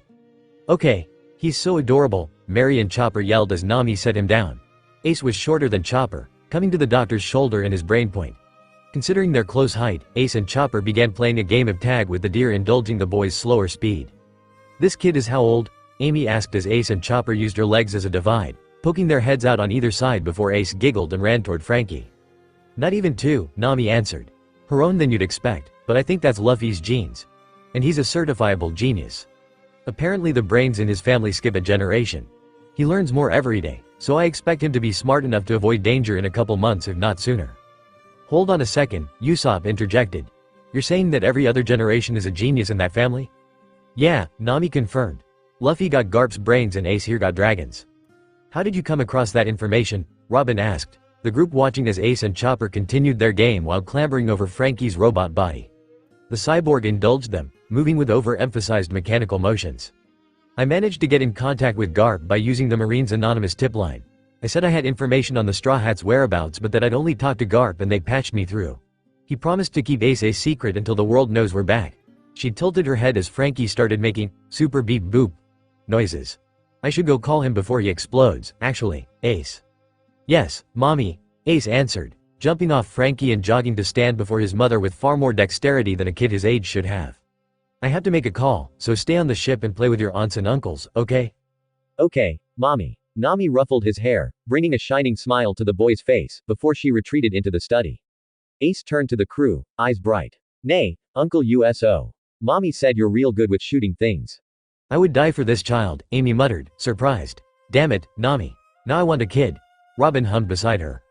Well, she's right, Usopp bragged, his closed eyes preventing him from seeing Robin pick up the child. I'm the best marksman this side. Oh, Robin asked, the language foreign to every ear of the crew. Mary blinked. What was that, Auntie Woban? Ace asked. Did you just speak Poneglyph? The wood fairy questioned. It's a super duper old language, a Kai-O, the archaeologist answered, using a grown flower arm to boop the child in the nose, making Ace giggle. He tried to grab her arm, but it dispersed into petals. I can teach you if you want. Yeah, Mommy said learning things is super good. No fair. Usopp, Coby, and Chopper whined. Hey, Robin, teach me, too, Mary demanded. Yo ho ho, I'll provide some music, Brooke offered. They say music makes learning easier. Without waiting another second, the trio plus Ace made their way inside so Robin could start grooming her newly chosen apprentice. That child is gonna be scarier in death when he grows up, Kaku commented, turning 5 confused looks on himself. I mean, he's gonna grow up learning everything about anything from y'all, and has a genius-level intellect. Mary's inheritance is gonna be small potatoes compared to that, y'all know. I don't know why you're here, Coby began, reached forward to lock hands with his fellow Zone, but I'm glad to see you, whined. Ah shucks, I've missed you too, Horn, Kaku grinned. Their hands grew and shifted as both wanted men changed into their hybrid forms, two-legged triceratops holding the thumbed hoof of a humanoid giraffe. No one back on Water 7 knew what it was like being a Zone, except for Mary, kinda. We had to catch up, Coby nodded. I got a lot of making up to do, Grace interrupted, grabbing his arm. I finally have you back, I'm not letting you get off that quickly, Coby. You can rekindle your bromance later. Where are we going? Coby asked as the spy started dragging him away, the boy shrinking back into his human state. Not here, oh geez, Amy sighed. First that then a kid then that again. This is too much, I need to sit down. Just another day with the Straw Hats, Frankie laughed. This is great, this is better than great. It's nothing less than, Frankie froze. A wave of force passing over the sunny. What was that? It felt like Conqueror's hockey, Amy replied. Strong, too. Something's happening on the archipelago, and I bet you Luffy's involved. I'm certain he is, a new voice commented, turning attention on the deck to Rayleigh. I suggest taking the Sunny to Dock 42 and picking everyone up there. The Marines are in, after all. Where are we going? Coby asked as the spy started dragging him away. Not here, oh geez, Amy sighed. First that then a kid then that again. This is too much, I need to sit down. Just another day with the Straw Hats, Frankie laughed. This is great, this is better than great. It's nothing less than, Frankie froze. A wave of force passing over the sunny. What was that? It felt like Conqueror's hockey, Amy replied. Strong, too. Something's happening on the archipelago, and I bet you Luffy's involved. I'm certain he is, a new voice commented, turning attention on the deck to Rayleigh. I suggest taking the Sunny to Dock 42 and picking everyone up there. The Marines are in, after all. Luffy was right about there being more fakes than just the half-crew he had seen before. In fact, the fake Luffy had a whole crew of fakes, sans Brook, Billy, Chopper, and Robin, waiting for him at the rally. That being said, those fakes were nothing less than disappointing. There was no way Zoro would get so fat, Sanji did not look like his wanted poster. Amy was not as thin as a twig with hair the color of sand. Grace didn't have so many warts, and Mary was certainly not physically masculine. Besides, they didn't feel right. Luffy hid a smirk as he was led to the podium by the fake Jin. A crowd of nearly 100 pirates milling about at the base of the squat brick building they were using as a podium. He'd wanted to break the charade these people were pulling, but he wasn't expecting a crowd this big. It wouldn't be a problem, but it was a welcome surprise. Listen up, you dogs, the fake Luffy yelled, firing his pistol into the air to get the attentions of the pirates in the crowd. They quieted down quickly, their focus on the fake tub of lard. As you know, I'm Straw Hat, Luffy, the son of Dragon, and you have chosen to join me in my rise to become the king of the pirates. The assorted pirates cheered for the man, which made Luffy raise an eyebrow. This rally serves a few purposes, the fake Luffy continued, waving his gun. First of all, it's so you all can get to know each other. You'll be sailing under my flag together, so you might as well. The second reason, and this is new, is so I can show you what happens when someone pisses me off. He leveled his gun at their so-called captive, said captive still as a statue. This bastard here pissed me off by bumping into me earlier, and if you even think about doing the same, I'll kill you just like him. Shit, a Marine watching the proceedings hissed, catching the attention of the communications officer beside him. We expected retaliation for the capture of Nico Robin, but not this. What is it? The officer next to him asked, already dialing Marine Captain Sentomaru, the one in charge of this operation. They have a new hostage on the stage, a smaller man in a cloak. It looks like they're gonna execute him. Ha ha ha. A member of the crowd laughed, this man being, Wet Hair, Caribou, a new big shot worth 210 million. He was a darker-skinned man with slick, black hair and a habit of sticking out his long, pointed tongue. The sleeves of his white shirt were longer than his arms, leaving them to hang past his hands. That poor sinner. Let us hear his crimes, so he can pray for his soul, Captain. Right, I agree with you, bro, blood splatter, Caribou agreed, bowing. He was the opposite of Caribou. Large, pale-skinned, and bald as far as the crowd could tell. A green iguana sat perched on his head, acting like a sort of wig. He had a bounty of 190 million. Much to the crowd's confusion, he was facing away from the stand. Turn around, you idiot, sorry bro, sorry, Caribou did not turn around. Now this is getting interesting, a pale man covered in cloth bandages muttered, licking one of the 4 blades between his fingers, 1 in his right hand and 3 in his left. This was, gashed, Albion, wanted for 92 million. Get on with it, another man demanded, this being, Lip Service, Doughty, a pirate captain worth 88 million. He was tall and heavy with huge muscles, huge lips, and a serrated sword. "I want to see if you're as cruel as the rumors say, Cap'n." "You gonna shoot me?" the captive on the stand asked, unflinching. The words seemed to echo over the grove, the fake Sanji and Zoro gaping in shock. "You sound pretty tough for a dead man," the fake Mary laughed, pulling out a standard hammer and hitting the man's shoulder as hard as they could. The cloaked man didn't show any sign of injury. Wait. You're probably so scared, you don't know how to fear or feel no more." "Nay, ease pulley gotta death wish," the fake Grace slurred with a hiccup, pulling out a flask of some spirits and downing a swig. "You're right," the fake Amy nodded, her voice as deep as the bottom of the sea. "No other reason to provoke us." "Listen, I've got places to be and a wife to meet up with," Luffy announced. "Can we get this over with?" "You're a crazy nutbag, you know that," the fake Sanji yelled, his hair standing on end. "Captain Luffy's gonna kill you, and you're talking about walking away." The captive turned, staring the beheaded man dead in the eye, which caused the so-called captain to step back, even as he raised his gun. "Guns aren't for threats," the backpack teen said, his voice reaching the pirates below. "You don't threaten people with guns. Those are for action. Do it. Shoot me. You won't." "I will, you bastard," the imposter growled, rhyming, "die." Luffy didn't move as the man pulled the trigger, the bullet burying itself in his stomach, or that's what it was supposed to do. Instead, the skin there stretched like elastic, converting the bullet's kinetic energy into elastic potential before it began to retract, launching the bullet back from whence it came. Pirates across Grove 46 goggled at the sight, the lead whizzing past the lead fake's face. "Holy shit," that same Marine on the outskirts of Grove 46 muttered, watching the proceedings of the pirate rally through a pair of binoculars. "What is it?" the Marine beside him questioned, taking the tool. "That's him," the first Marine answered, realization dawning on him. "They're fakes. The ones we've been chasing are fakes. But we just caught the Devil Child and the Monster Doctor." "Did we? That guy in the leopard skin. I think he's the real one. Their captive is the real Straw Hat." She. Luffy laughed, throwing his head back. She. If you're gonna fake being me, at least try to look like me." The young pirate threw his cloak off, revealing his youthful face and wide smile to the pirates around. "That's the real Straw Hat," Albion yelled. "That means he didn't become fat and ugly. This guy was just fat and ugly to begin with." "My Goda," Dowdy breathed, a hand on his heart as if witnessing a miracle. Ha, Caribou laughed. "A fake tried to shoot the guy he was copying, but it doesn't work on him, ha. Caribou, are you seeing this shit?" "No, bro, sorry, bro, turn around, you moron." On the stage, Luffy grabbed the fake him by the shirt, lifting the man into the air and dangling him over the edge. The false captain was caught off guard, dropping his smoking gun to the floor. The fake crew stood staring, jaws agape, as Luffy faced the crowd.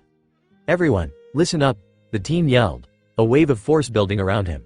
The fake dangled from the pirate's slender arm, no sign of strain on the smaller man's face despite the obvious weight of his new captive. "I'm Monkey D. Luffy, captain of the Straw Hat Pirates, and all of you are fired."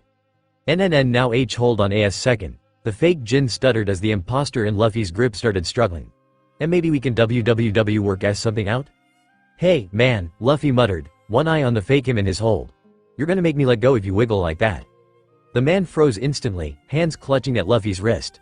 Luffy turned, once more addressing the audience, a shining smile on his face. "I've been waiting for this day for 2 years now. Get ready, world. The Straw Hats are Bana be king of the pirates."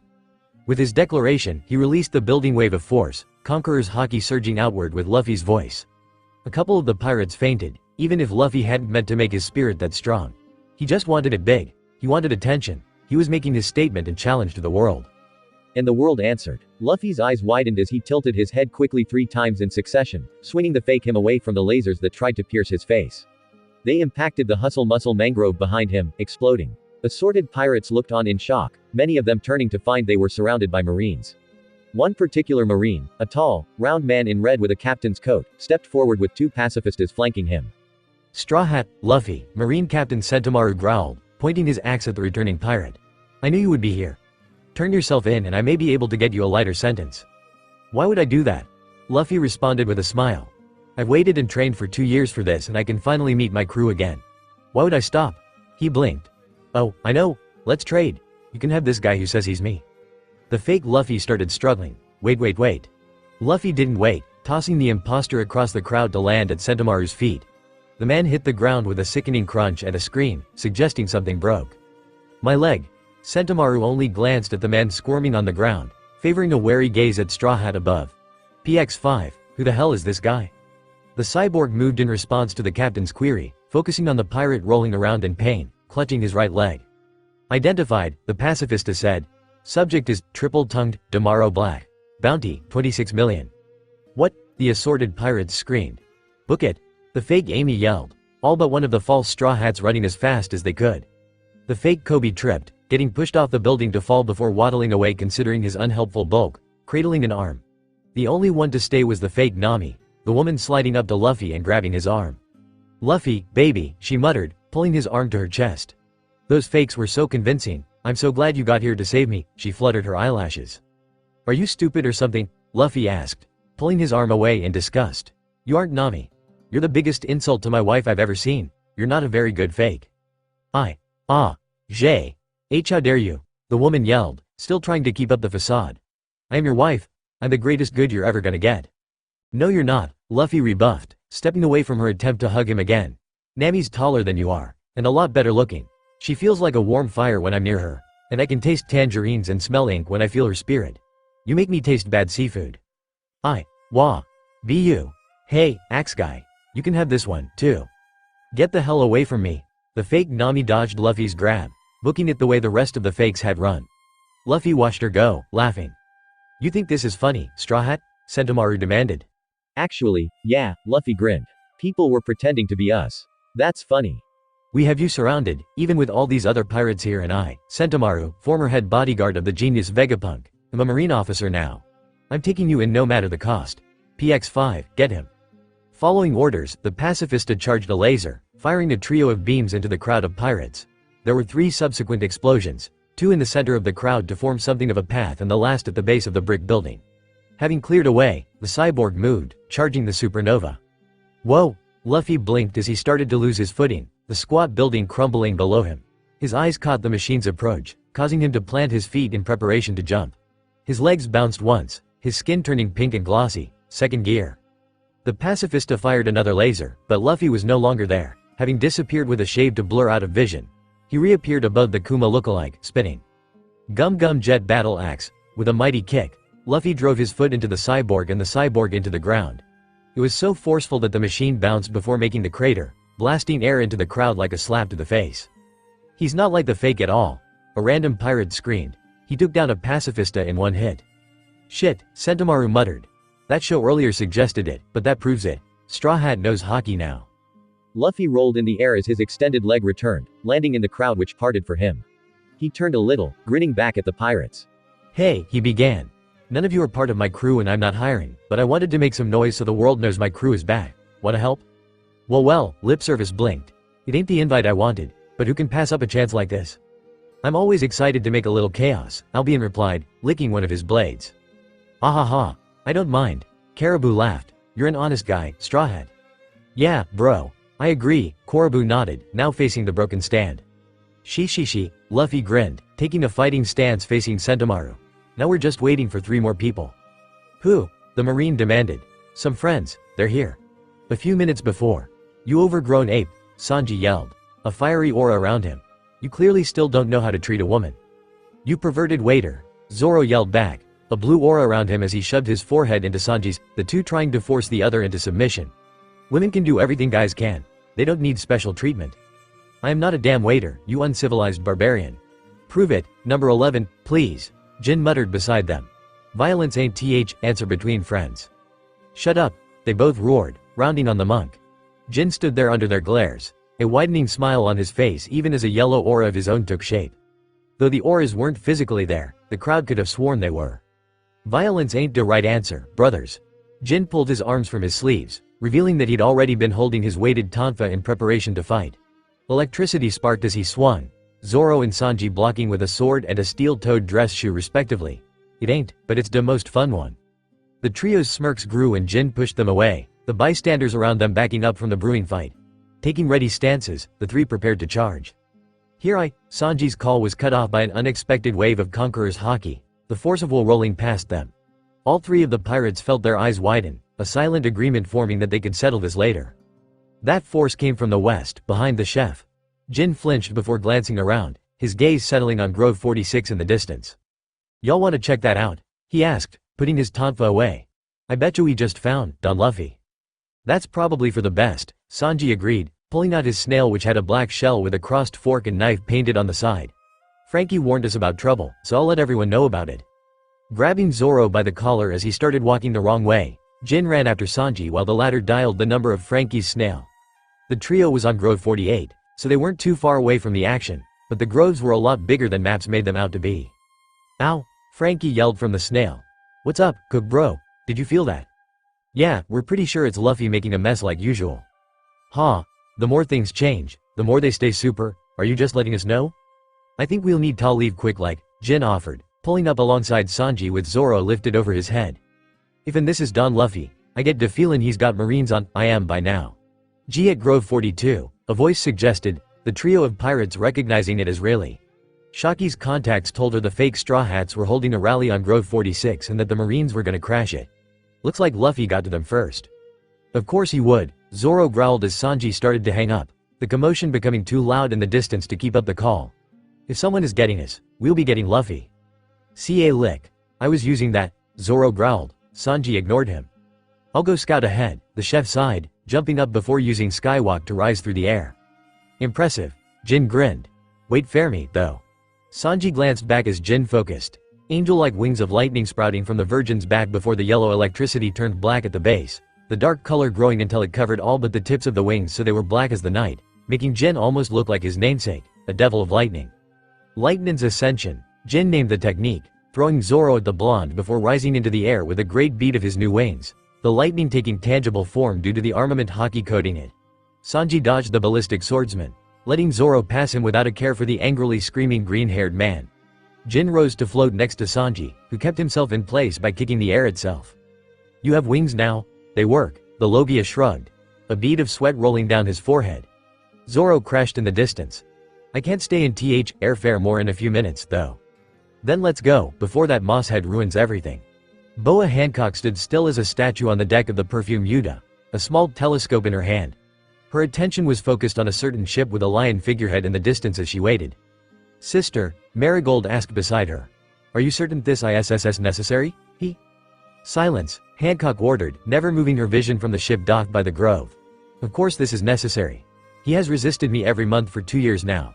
My pride demands I learn why. Aha.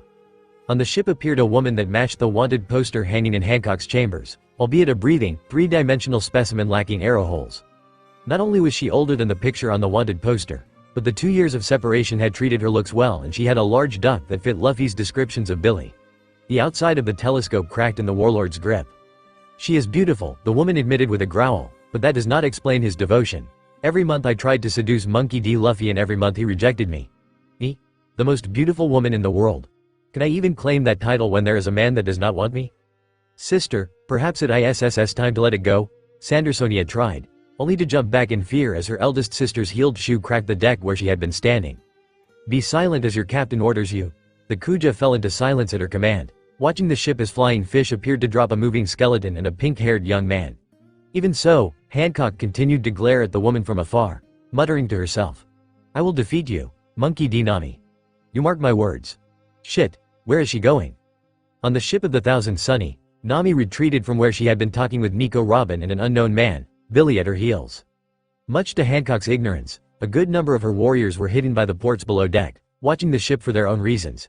Now that the newest members knew that men existed, they needed to learn all they could about this potential enemy. That some of them were ruggedly handsome on that ship was simply a bonus. Oh, look at that one, Margaret noted, focusing on the Rossett that had just arrived. No, that one's the best, Sweet Pea insisted, zeroing in on a shirtless man with a long nose. What of the man in the suit? Blue Fan questioned. Is he a new member? I don't remember seeing a poster for him among the crew. Ha ha ha. Daisy laughed as she inspected the form of a man with arms made of metal. I'm pretty sure not all men are part machine.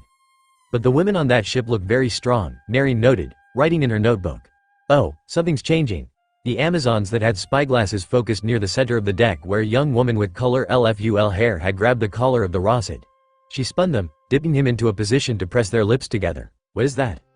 I'm not sure how I feel about that image, Margaret commented. I don't know what they're doing. Is it a certain reunion ritual? That's called a kiss, Blue Fan whispered to the newest member of the crew. It's for romance. Herc, Margaret coughed, throwing up a little at the thought. Romance? As an attraction? With a man? There you are, Boa Hancock smirked as Nami returned from a room on the 3rd floor. Where are you hiding, you hussy? No, it can't be. What ISSS it? Her sisters asked, Hancock's shaking hands dropping the telescope to the deck. She followed soon after, trying to come to terms that there just might be one man alive who doesn't and who may never want her. That woman, that one whose mere existence crushed my scope of reality, Hancock whispered. Her fists clenched, wisps of her conqueror's spirit leaking from her body as visual distortions in the air. She has laid a claim to Monkey D. Luffy that I can never hope to take. Not so long as I wish to keep my power and titles. Sister, what ISSS it? Marigold hissed. Is there some way we can help? No, Mari. Monkey D. Luffy is, perhaps, she choked, not wanting to admit it, a lost cause. A tear rose and fell unbidden from the warlord's eyes as the goal that had become something of an obsession over the last couple of years started to flicker out, taking with it every truth she used to understand the world. Losing her worldview would leave her dazed and confused, and her sisters knew this.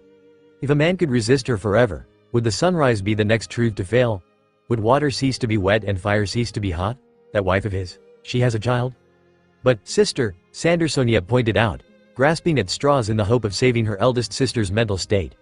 We don't have proof that child ISSS the spawn of Luffy. Perhaps she has not been faithful. They were separated for 2 years, after all. Hancock's eyes widened as the possibility arose. Yes, that could be it. If she could prove Monkey D. Nami's infidelity, Luffy would be hers for the taking, both achieving her goal and proving the worldview Luffy had so casually shattered. Her thoughts fizzled as a wave of hockey raced over the ship. Hancock licked her lips. Perhaps she wouldn't kill Luffy right after she wins him over. Amazon Lily does need an heir, after all, and Luffy has very good genes. That didn't mean he would get her help, though. The greater he became, the greater her reward in the end. And if he died, then there was no more problem. With him gone, then once again, every man would desire her, even if he never did. Sonia, Mari, gather the crew, she ordered, standing. Our work here is done, we are leaving. But sister, you know there are many more. We are leaving, Hancock reaffirmed, glancing back at the ship. We'll see them again. Luffy will return to us, to me, eventually. Because she was beautiful, and beautiful people always get what they want. She, Luffy grinned, taking a fighting stance facing Sentomaru. Now we're just waiting for 3 more people. Who? The Marine demanded. Some friends. They're here. Having said his part, Luffy jumped back, making space between himself and Sentomaru where Zoro landed hard, groaning. The Marine's eyes widened and pirates gasped as the man shook the fall off, grumbling. Goddamn swirly brow, he cursed, cracking his neck. I'll get you back for that one. It's him, a nameless pirate cried, clutching a wanted poster. It's the real Pirate H, PX7 said. Sensei of the survivor, pirate hunter, Roronoa Zoro. Bounty, 175 million. That's new, Zoro blinked as he heard the title and bounty. Not that he was opposed to it, it just was. He blinked again as his observation hockey flared, swinging Kitetsu 3 out to cut an approaching laser in half. The offending beam split down the middle, exploding a harmless distance from the swordsman and Luffy, said explosion sending unfortunate Marines flying. He replaced his sword, turning to see the smiling face of his captain. Oh. Hey Luffy. You got here last. Zoro, Luffy grinned. You fell out of the sky, do you do that a lot now? No, it's their faults. The swordsman gestured over his shoulder with a thumb as Sanji and Jin touched down on the grass. Jin with a flourish as his electric wings dissipated in a crack of thunder, stray bolts searing bits of grass. So cool, Luffy gushed. Show off, Sanji muttered around his cigarette, grinning as the two and Zoro took spots flanking their captain. It's my first time out with Dwayne's, Jin shot back, let me live a little. They're actual badasses. The pirates cried in shock, they aren't like the fakes at all. Oh, I guess you dealt with the fakes, huh Luffy? Zoro grinned, pulling out Wado Ichimonji. Yeah, it was fun.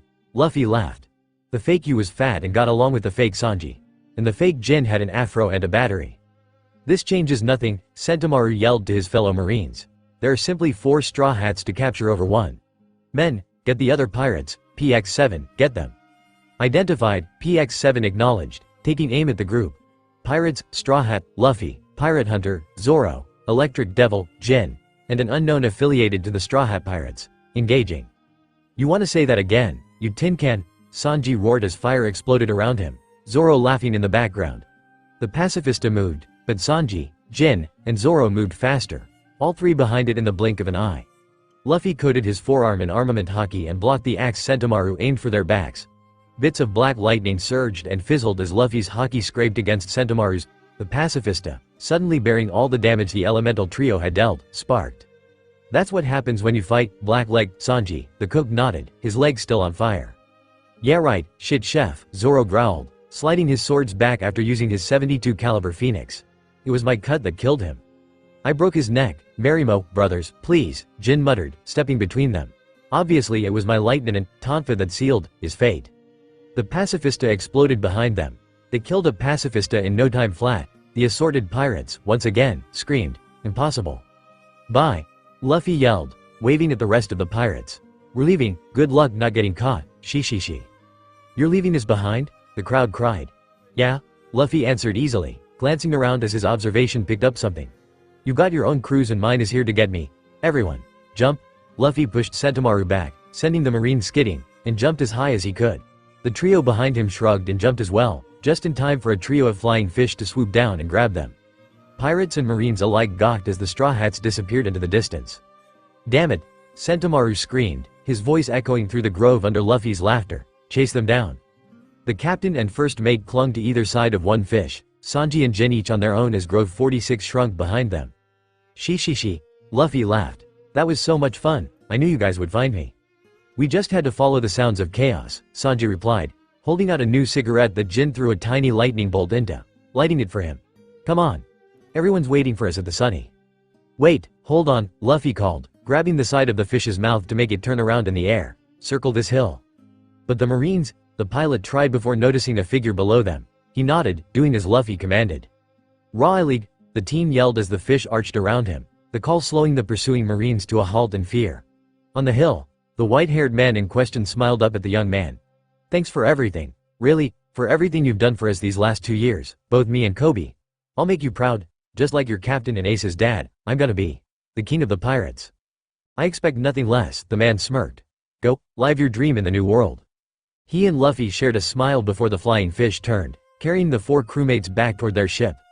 The man on the hill, however, turned toward the marines while pulling out a simple sword.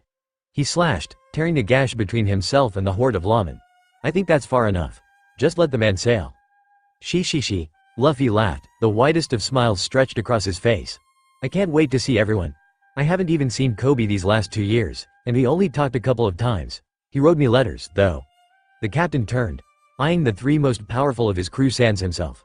Hey, why didn't you guys write me letters? I was fighting monkeys, Zoro answered. I was fighting for my masculinity, Sanji shivered. I prayed fair ya, Jin offered. Their fish swerved and gunshots fired below them, a platoon of marines from the next grove trying to bring them down. Shall I handle this? Don't worry about it, Zoro waved off as the shots lessened.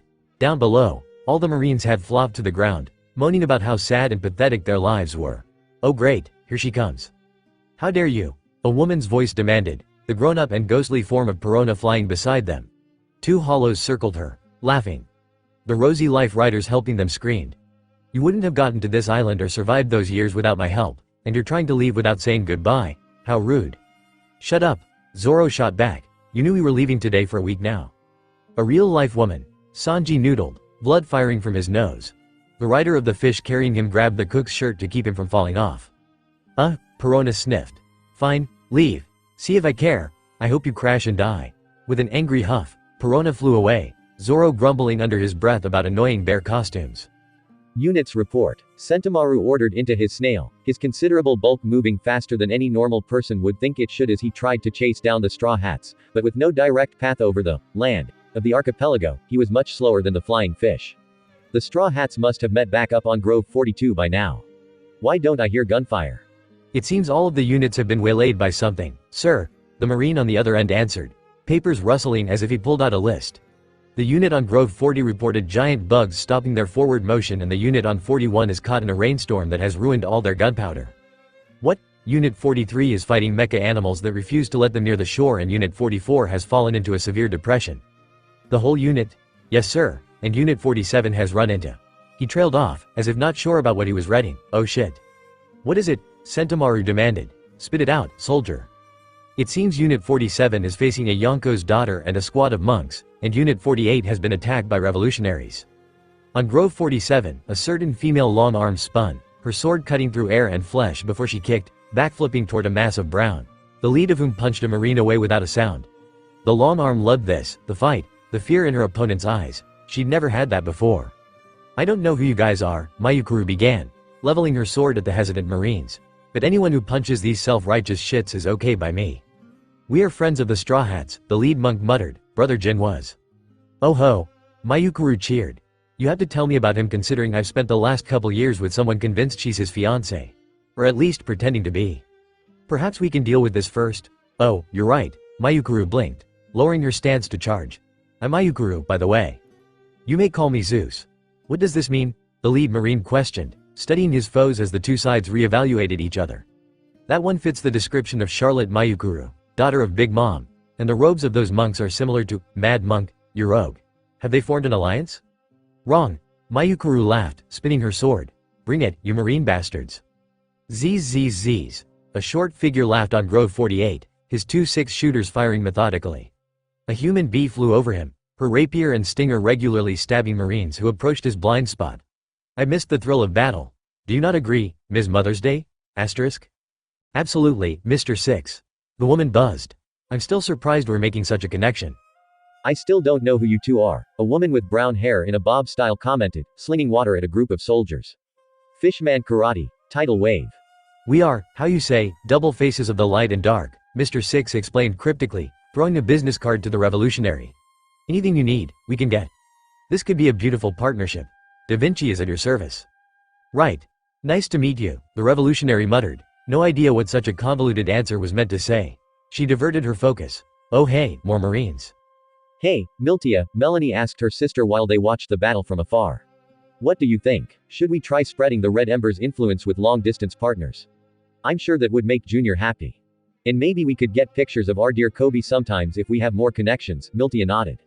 I've been itching to fight more people than drunken idiots and armored guards. You haven't mentioned Unit 45, Sentimaru pointed out. Why aren't they advancing to Grove 42 as we speak? Sir, we may have to consider that unit lost. Why? The last communication we received for them said, well, no, sir, I can't describe it. The sounds that came from that snail, the screams, the giggles, they're lost. Sentimaru was silent for a long moment before facing the sky. Fucking piratas. Perona sniffed. Fine, leave. See if I care. I hope you crash and die. With an angry huff, Perona flew away, Zoro grumbling under his breath about annoying bear costumes.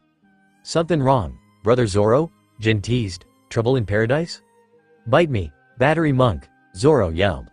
The flying fish took another left turn, banking around Mangrove 42 to finally bring the Thousand Sunny into view. Seeing them, the ship gave a mighty roar that echoed over the waves. Whoa, Luffy gasped.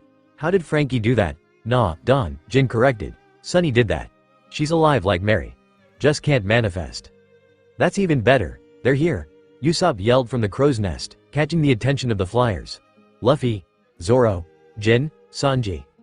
Sanji, finally recovering from his nosebleed, blinked the spots out of his eyes as they approached. His gaze narrowed in on a few key images. Amy and Grace talking to each other, Mary and Robin discussing some symbols on a page in the latter's hand, and Nami stepping out of the room next to the captain's suite. His brain, after experiencing 2 years of horror in Kamabaka Kingdom and already having a weakened resistance from his run-ins with various beauties around the archipelago, overloaded. His shirt tore as the force of his nosebleed fought against the grip of his driver, said Nosebleed launching him into the ocean. Sanji, Chopper cried, diving in after him. You too, Coby shouted as Mary jumped to save the doctor and chef. The flying fish circled the ship as they descended, ropes moving of their own accord to form a ladder on the side where Mary was performing the rescue. Luffy, hearing his name, the captain followed the sound of the voice to see Nami on the 3rd floor of the ship outside their room, waving. Her hair was a lot longer than it had been and she was only wearing a bikini top and a pair of jeans. A bright smile lit up his world as he stared, dumbfounded. Without his notice, a little trickle of blood flowed from his own nose at the sight. Luffy, catch me, Luffy gasped as Nami climbed onto the railing and threw herself off, prompting him to jump from the fish and fall toward her. In a second, the captain caught his wife and spun, placing himself underneath her before expanding into a gum-gum balloon to cushion their fall. He bounced twice before deflating, leaving him hugging the woman he'd married, her hands fisting his open shirt as she soaked in his presence. I missed you, she whispered with a sniffle, rubbing her cheek against his scarred chest. Luffy sat up, pulling her against him so he could bury his nose in her hair and breathe in the smell that was unique to her. Nami smelled like citrus and ink and just a touch of ozone, which worked surprisingly well and fit her. Wet tears started dripping onto Luffy's chest. I missed you so much, Luffy. I missed you, too, Luffy muttered, Jin and Zoro jumping to the deck as Mary hoisted Sanji and Chopper over the railing. Sanji wasn't looking too good, his nose still leaking blood. Nami didn't care, though. Her whole world consisted of Luffy in that moment. She grabbed his face, dragging him into a hard, deep kiss that he quickly returned. "I'm sorry," she blinked, burying her face in his neck. Her hold on him tightened. "I'm so sorry, Luffy. I should have been there for you. I should have tracked you down. You're here now, and that's what matters," Luffy muttered. "Besides, I'm the one who decided we needed to wait." "But Luffy, would you two give it a rest?" Amy sighed. "At this rate, Sunny's gonna be a freaking romantic." "Better than a pervert," Mary noted as the married couple sorted themselves out. Who knows what Sanji, Frankie, and Brooke's personalities will do to Sunny when she's complete. "Hey," two of the three perverts in question shouted, insulted. "As much fun as this is, we have bigger problems," Usopp yelled from the crow's nest. "We've got marine battleships coming from the sea off the port bow and another one at 6 o'clock. "How did they find us?" Nami asked. "We were careful to let the fakes take their attention while we got away." "Oh, I beat up the fakes," Luffy smiled, bringing the movement of the deck to a halt save for Chopper treating Sanji for blood loss. "Why?" his wife demanded. "They were a clear ticket out." "Their Nami was an insult to you," Luffy answered simply. "No one is allowed to be you except for you. Especially if they're gonna do such a bad job." Luffy. Nami tried to be mad at him, she really did, but his answer was so honest and genuine and Luffy that the navigator couldn't help the smile that stretched over her face. "Whatever. Let's get out of H." The Sunny rocked as a trio of cannonballs crashed into the water off the port side, threatening the balance of the crew. "This is Marine Rear Admiral Wallace of Branch 517. A voice yelled through a speaker. "Surrender, Straw Hat Pirates, and you shan't be sunk. This is your final warning." A cannon fired with a boom. I mean that's your final warning." "I've got this," Nami began, pulling out her perfect clean attack, but Amy stepped into her way. "Allow me," the baker insisted, stepping into the railing. "I want to show off, too." The blonde nodded before dropping her parasol onto the deck and jumping straight toward the projectile. The crew watched in surprise as the woman twisted, catching the cannonball on her shin. Its arc flattened as she and the iron ball flew over the deck, Amy suddenly giving a yell and kicking the ball back. It flew true and just as quickly as before. "Hit the deck," Rear Admiral Wallace shouted through his megaphone before the cannon, exploding violently. Amy landed without a sound on the sap-covered grass, flipping her hair. "That was badass, big sis," Grace exclaimed. "That was nothing," the Kilo woman waved off with a smirk. "Now who's blowing our bubble?" "Frankie's on it," Mary answered, her words lining up with the expansion of the sap below them. "You know, you'd think there would be more Marines here by now." "Maybe something held them up," Zoro shrugged. The ship sinking as, above them, a giant green and red bird swooped low, cutting the sails of the Marine ships as if deliberately. Chopper paused Sanji's first aid to wave. "Stop them," Rear Admiral Wallace yelled to no avail. "Force those fiends to falter." "All right everyone," Luffy began, the bubble stabilizing around the ship as he jumped to the second floor railing and Frankie climbed over the side. "I know I don't have much time for this, but I need to say something. It's been 2 years since we've all been together and we're all different now, but that hasn't changed anything. This is our second half. This is our journey. Everyone, let's set sail for the new world." With his words echoing over the waves, the 1,000 Sunny sank below the ocean. The Straw Hats had gotten away once more, but the most dangerous part of their adventure had only just begun. "Yo, Senny, you got a minute?" Former Fleet Admiral Sengoku caught a sigh before it escaped him, the barest twitch of his lips all the sign of the scowl that wanted to appear on his face. He leaned back from his paperwork-covered desk and looked up to see Garp with his head poked into the room. Despite having all but retired with Sengoku nearly 2 years prior, both aged legends still spent their days with the Marines, Sengoku working out training regimes and Garp doing whichever dangerous missions he considered fun. "What is it, Garp?" Sengoku was concerned. Few good things happened when Garp came into his office, both before the former Fleet Admiral's retirement and afterward. Their friendship had been rocky for the year after the Marineford War, what with Garp subduing him so he couldn't go after the escaping pirates, but most of those feelings had blown over and faded. Still, Sengoku didn't go out of his way to interact with his old friend, simply because Garp, like the rest of the man's family, brought trouble to those around them without really trying.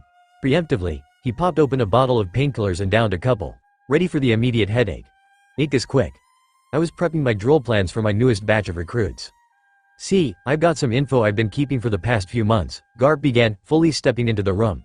He was dressed in a casual outfit, a sign that he didn't feel like going out on any sort of mission that day.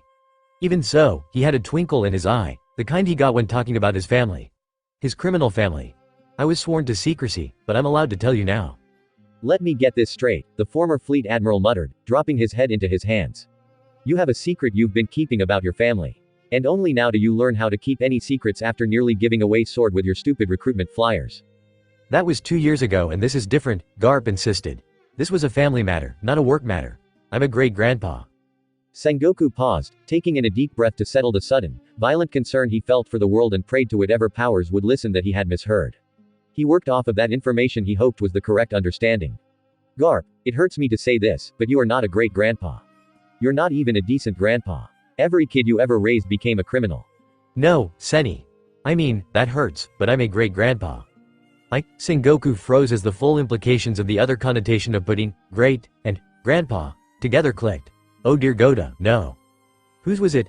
Did Fire Fist end up having a child like Roger did? That would be bad, but it wasn't the worst outcome. He'd rather have to track down another human with the blood of the former pirate king than the other possible meaning, but it wasn't likely. As his mind turned to the only other option, Garp thrust a photo into his hand. The picture showed a child about a year old in a onesie like a monkey. The hood pulled up so only a piece of black hair could be seen from beneath it. It was a boy, Sengoku guessed, with chocolate eyes and the widest smile a child could make. He was standing, his hands in the air as if cheering, like a little kid declaring, I am here, after winning a game of hide and seek they didn't know was rigged in their favor. Isn't he adorable? Garp gushed. My granddaughter-in-law contacted me months ago looking for information about the family. His first word was, meat, when he was only months old, just like the rest of us, you know. That brought a tear to my eye. And he was running around at 1 year. We monkeys develop faster than normal, but she was so concerned about it. I had to explain that the smarts in the family skip every other generation. I'm sorry, Sengoku hissed. Are you telling me this child, he shoved a finger into the picture on his desk for emphasis, will be as smart as Dragon when he gets older? Yeah, or smarter, Garp waved off.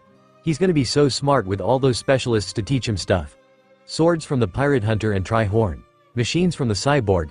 Navigation from his mother. Fighting from Luffy. Reading from the devil child probably. Medicine from the monster doctor. Cooking from Black Leg. Garp, do you realize what unholy monster your family has unleashed on the world? The former fleet admiral questioned, jumping to his feet. We have 2 decades before the entire government is locked in an all-out war for its very life with this child in the middle of it all. Yeah right, Garp denied with a dismissive wave. And don't call him a monster. Little Ace would never do anything like that. Sengoku froze, every instinct telling him to run and never look back. His eye twitched violently. His name is Ace. Yep, Monkey D. Ace. Isn't he the absolutely cutest kid you've ever seen? I mean, I thought Luffy was cute as a baby, but… Sengoku's hands slammed onto his desk, scattering papers and plans everywhere. We have 15 years at most before we are all dead. I thought you just said 2 decades. That was before I knew the kid's name. Garp, get to Sabaody and retrieve that child. I'm sure you've seen the reports of the Straw Hats being on the archipelago, so don't let them get away with what could be the biggest threat to the word government in history. The biggest threat? Garp echoed, clearly confused at his old friend's fear. That child has your family's genes, Sengoku explained slowly. The genus of the most wanted man in the world, will be trained by your grandson's pirate crew. The crew many of our old guard sword spies have heard called the Chosen, will most likely learn the ancient language and the true history if Nico Robin has her way, and as a deed just to add a cherry on the top of this big mom-sized cake. Sorry, Senny, but I can't go get the kid, Garp responded. I mean, I'm flattered you think my family's so strong, but you aren't Fleet Admiral anymore. Also, those Straw Hats in the reports are fakes. And bad ones at that. I checked them myself on my day off a month ago. They didn't know who I was. Do you realize, Sengoku muttered, his eye twitching again, how many resources have been sent to apprehend those pirates? Obviously none that met my grandson before. Garp pulled out a box of rice crackers, dropping onto a couch. Besides, did no one ever get any of the reports that Kuma was programmed to protect the Straw Hats ship after he lost his personality? Sengoku blinked. What? Oh yeah, Kuma was a revolutionary. What? And he made that deal with Vegapunk. What? Yeah, that was the only reason he was ever a warlord. He was passing information to Dragon for years. What? Oh, I probably shouldn't have said that. I thought you knew, haha. Garp, just. Sengoku's head fell, the man leaning onto his desk. Those painkillers weren't enough, and the tightening in his chest might be a sign of his high blood pressure rearing its ugly head. Go to Sabaody and track down the real Straw Hats while I go get a new batch of high blood pressure medicine. Actually, the Straw Hats should be on their way to Fishman Island by now, Garp responded easily, waving a cracker while sporting new crumbs in his beard. Luffy's lovely wife gave me a call a bit ago to tell me they're just waiting on him. That's why I'm able to tell you now. Haha, they should have expected him to be late, it happens. Does anyone else know about that child? The Buddha asked, his body shaking. I ran into a few grunts and captains on the way here, Garp muttered absently, tilting his head. I told them.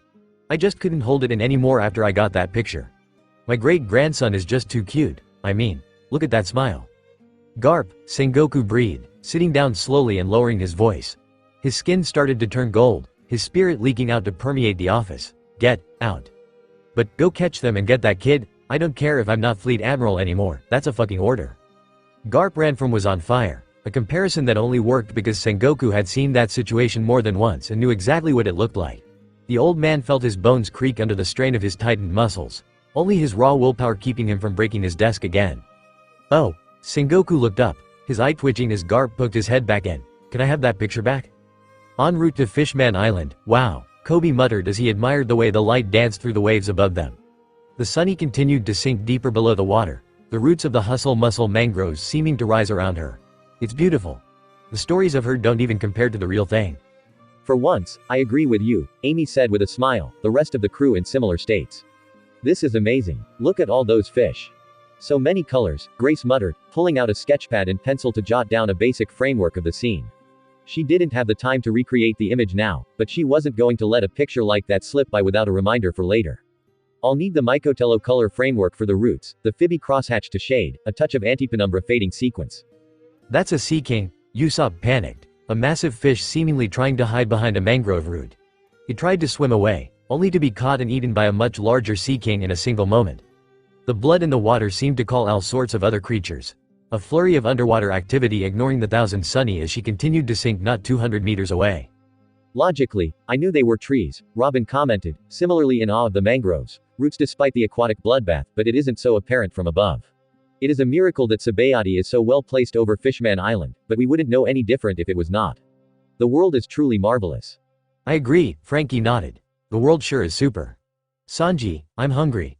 Luffy yelled, prompting a groan from the incapacitated chef. Sanji's in no condition to cook right now, Chopper stated, shifting into his heavy point and lifting the blonde. I'm taking him into the med bay so he can recover from his blood loss. Someone else will have to cook. I'll do it, Amy offered. Sanji isn't the only one who knows their way around a kitchen here. Why don't we all move into the dining room? Mary suggested. We can only look at fish for so long. I'm sure Sunny will warn us if any dangers come out of nowhere. Right, Sunny? The ship shook beneath them, a faint, yes, rumbling through her hold. This is so cool, Luffy grinned. I mean, it was cool when you were a live ship, Mary, but we didn't get to see you like this much. How long until Sunny's full? You mean complete? The Klabouterman tilted her head, thinking. Our separation probably stunted her growth, but her openness might counter that. I'd say maybe a month or two before she can manifest. Alright, we can trust Sunny to be our lookout, so let's talk in the dining room and eat. You'll have to wait, Amy warned as the group sans Sanji and Chopper made their way indoors. I'm sure we have plenty to talk about before we eat, though. What's everyone been up to? Coby asked, turning attention on him where he sat at the table. Grace claimed the seat on his right, displacing Usopp. I spent the last 2 years on Sabaody with Shaki and Rayleigh. Yo-ho-ho, Brooke laughed. As you know, I became a sensation, yeah? The skeleton whipped out his new guitar and strummed a powerful chord. Luffy's eyes sparkled. I went to Water 7, Mary explained, gesturing to Kaku. When did you get here? Luffy gasped, only now recognizing his presence in the group. I've been here this whole time, Captain, Kaku responded, amending the title. It was only appropriate for a captain to be called such on his own ship. We helped Mary master the 6 powers and learn more woodworking than in a woodchuck's lifetime at Galila. But I was forced to turn tail when some marine Klabouterman turned me in. I hope you don't mind me staying for a bit, Captain Luffy? Nah, I'm cool with it, Luffy grinned, sitting down at the head of the table and dropping his bag beside him.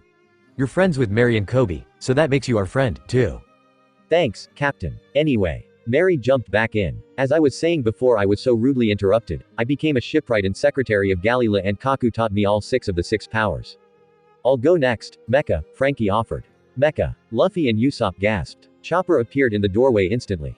Did someone say Mecha? Frankie said Mecha. I'm super messing with you guys, Frankie waved off as Chopper tried to saddle up on his shoulder.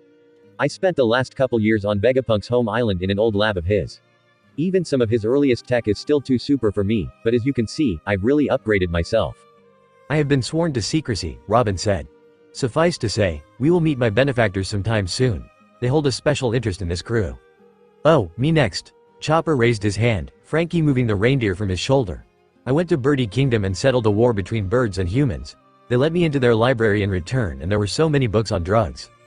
I guess I'll talk. Amy called from the kitchen where she was stirring a pot of soup. I got sent to the new world and had to make a deal to keep my soul from being ripped out. I made some friends and learned a lot of cooking techniques, though. And I'm a hell of a lot stronger.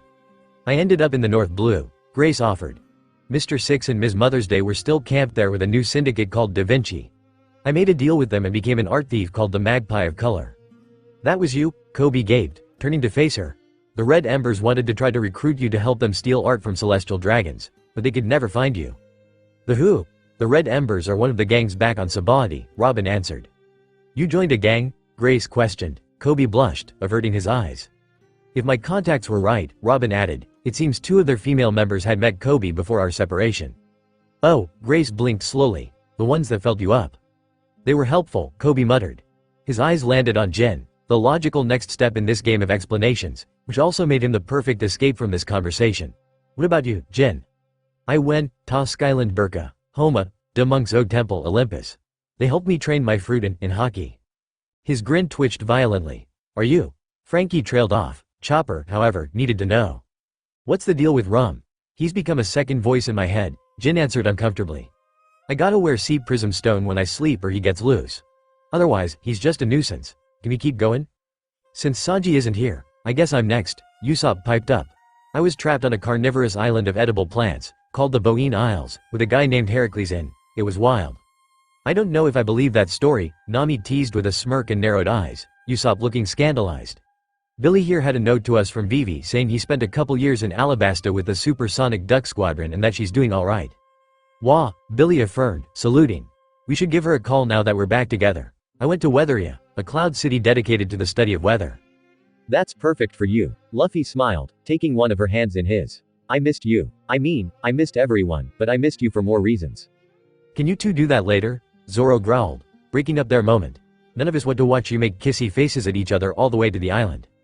I'll make kissy faces at my husband if I want to, Nami shot back. It's none of your business. Can we move on? Mary asked. I don't want us to have a fight in Sunny's insides. She can't manifest yet, but she can sat as excellent information to acquire, Robin nodded. So, Zoro, where have you been? None of my contacts could locate you. I got sent to Mihawk's home island, the swordsman answered. It had these big monkey things that could use human weapons. They were damn good, too. Gave me a good fight every day. Is that what happened to you? Grace questioned. I didn't say that. The conversation stalled as the crew tried to understand the first mate's offhanded dismissal, neither confirming nor denying the proposed theory. Right, Nami clapped, breaking the silence. She stood, Billy snapping to attention at her side like a soldier guarding their monarch. That's everyone except Sanji, which means I can now do that. That? Luffy and Jin asked as the navigator stepped out of the room. What's she taking about? The captain questioned, watching his wife step out of the room. Though he didn't want to have her out of his sights after their separation, he was calmed by the knowledge that she was on the same ship and would be right back.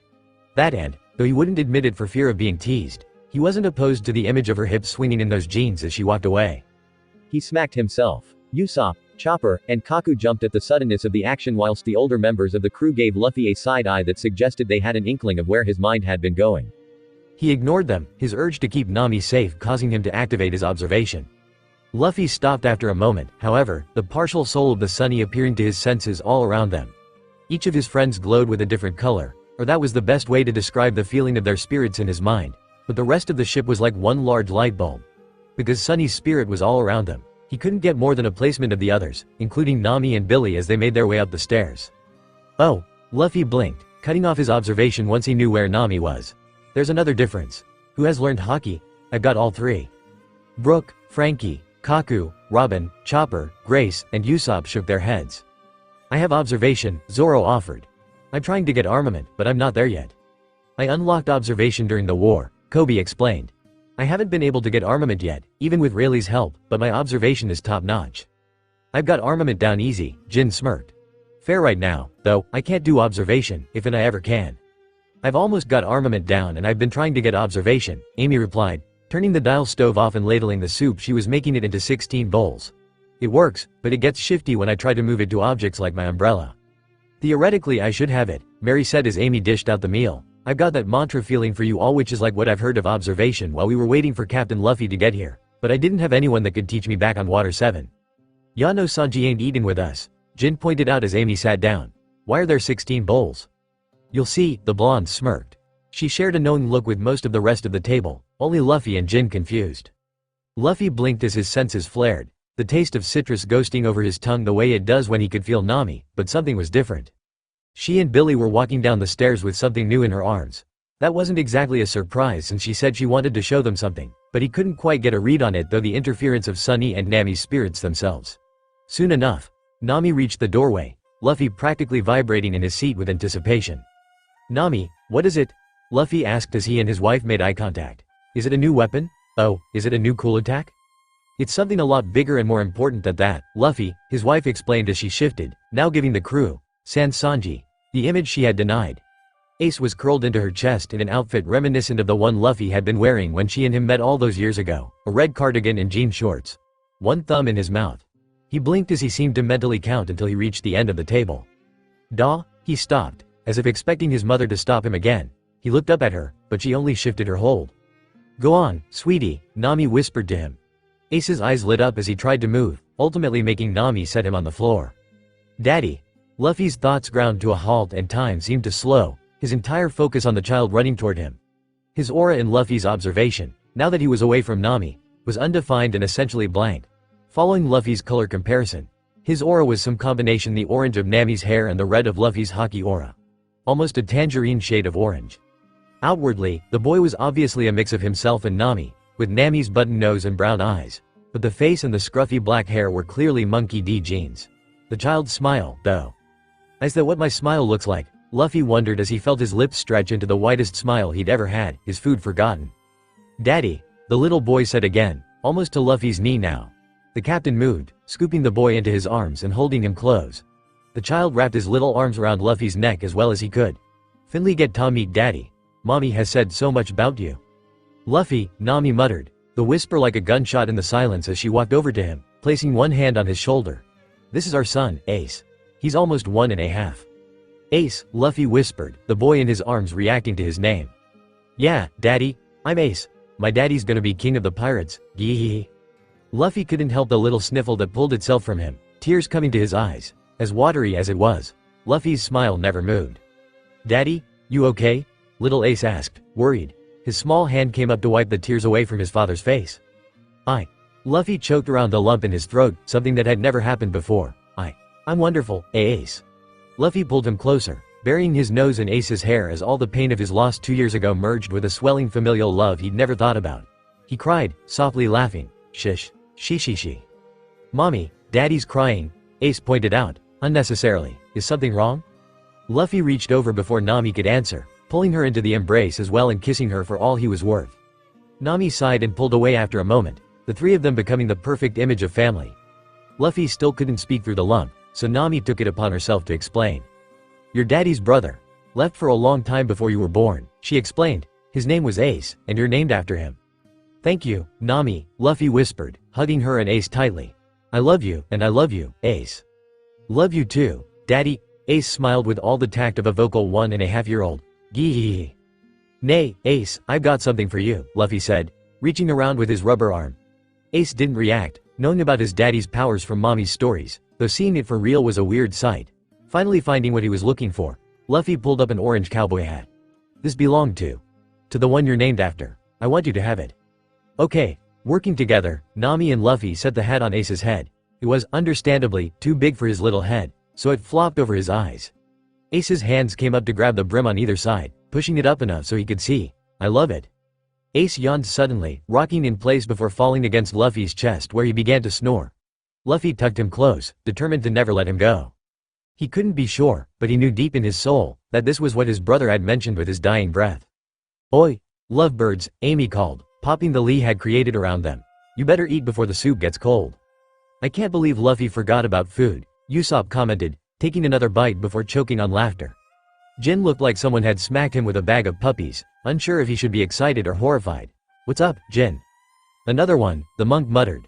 "There's another one. I know I should be happy, I am happy fair the Don and Donna, but do you realize how much more dangerous our trip's gonna be with a kid? We should bring him along," Nami finished, cutting Jin off. "Yeah, I totally agree. Donna, I respect the hell out of ya, but bringing a kid on our journey ain't smart. The foes we'll fight in the new world, stronger than anything we've fought before and young Master Ace can't protect himself." "Young Master, huh?" Grace mused. That sounds pretty cool, maybe that should go on his wanted poster. Don't even joke about that, Chopper cried, tears in his eyes from worry. Ace shouldn't have a wanted poster, he's too young. I gained mine at 8, Robin commented, leaning her head into one hand with a wry smile. I thought that was a record, but Ace just might break it. Robin, why are you arguing over this? Mary questioned, it's too late to turn around now. But Jin might have a point, Zoro offered, poking the air with his spoon as if that visual helped his argument. Bringing Ace along isn't our call, but being raised on a pirate ship can't be good for a kid. Says one of the many who didn't have parents, Amy heckled. Yeah? The green-haired swordsman shrugged, and? Are you suggesting we just leave Ace somewhere, Zoro-sensei? Coby demanded. Where? With whom? I don't know, Zoro replied, uneasy at the unexpected resistance from his student. Maybe Kokoyashi? Yeah, like Johnny, Yosaku, or Genzo could do anything, Nami put in, rolling her eyes. Just cause we claimed my village as our turf isn't going to stop the Marines if they come knocking. The safest place for Ace is here with us. Is it? Luffy's voice was small, partially because of the sleeping child on his chest and partially because he was disagreeing with his wife. We've always won in the end, but it's gotten bad sometimes, like when Shiki took you. I'm strong. All of us are strong, but can we protect Ace and still fight at full power? I vote to keep Ace here, Robin offered, waving a hand. I've already begun teaching him how to read poneglyphs. He's an excellent student and can already identify most of the alphabet in about 15 individual words. Should we switch to a different topic? Frankie tried, attempting to defuse the situation. You know, Sunny was guarded by the Super War. This is way more important, Grace denied, throwing a ball of white paint at the cyborg. It splattered on his mechanical arm, ineffective. Not cool, Grace, the metal man muttered. Now I have to super paint this again. Then don't be super stupid, pick a side or stay quiet. Besides, it'll just wash off, you big metal baby. Geez, sis, Amy frowned. When did you get so uppity? Sorry, Grace shrugged. Banter became a pastime on the job. Yo ho ho, all this arguing is ridiculous, Brooke put in, the soft melody he was strumming to calm the group raising in volume somewhat. Without a decent place to hide Ace, there is no place in the world for him except here with us. What about Alabasta?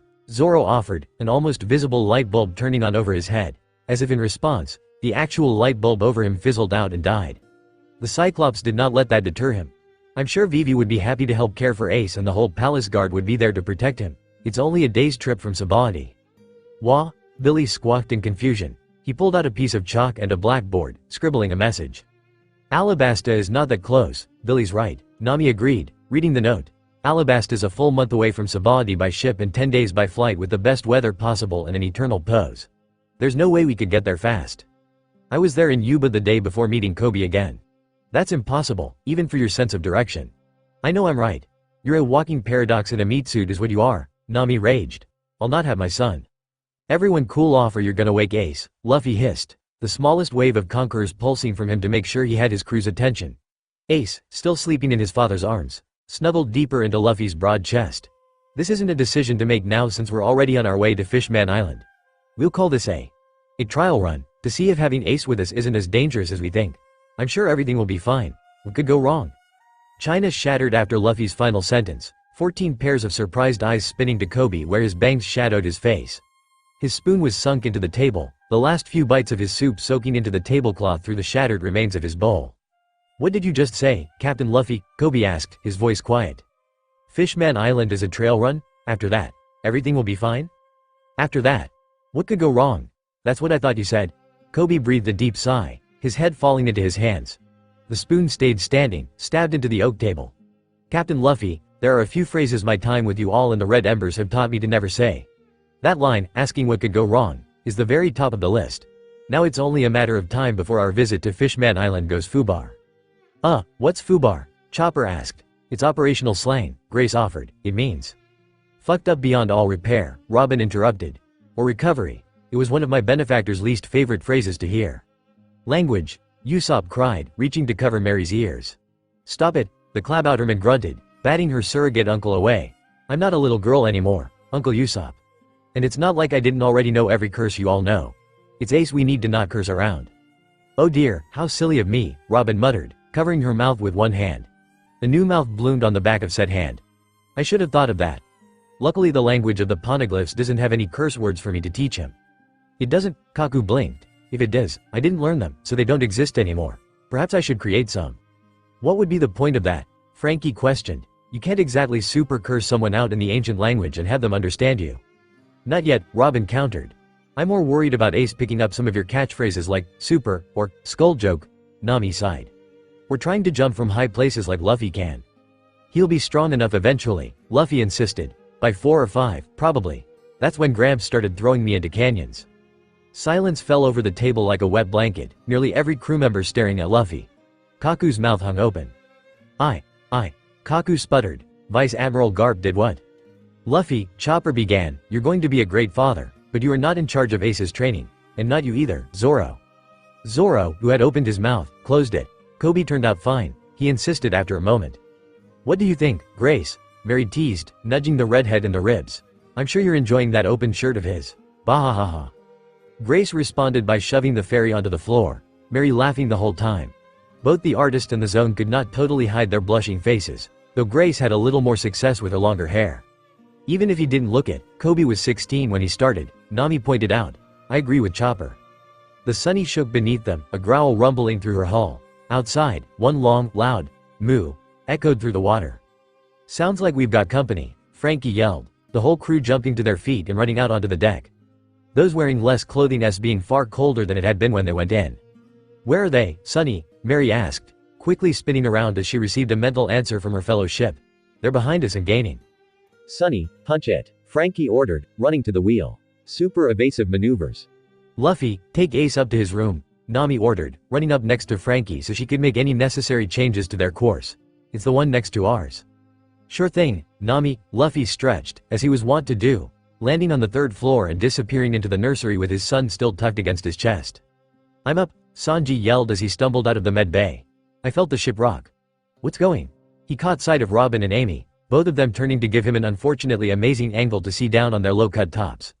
The chef painted the railing red with another nosebleed and passed out. Not again, Chopper cried, running to get more blood bags. Don't die, Sanji. Mary raced to the stern, jumping and swinging through the rigging with supernatural grace and moonwalk as the Sunny pulled hard to starboard.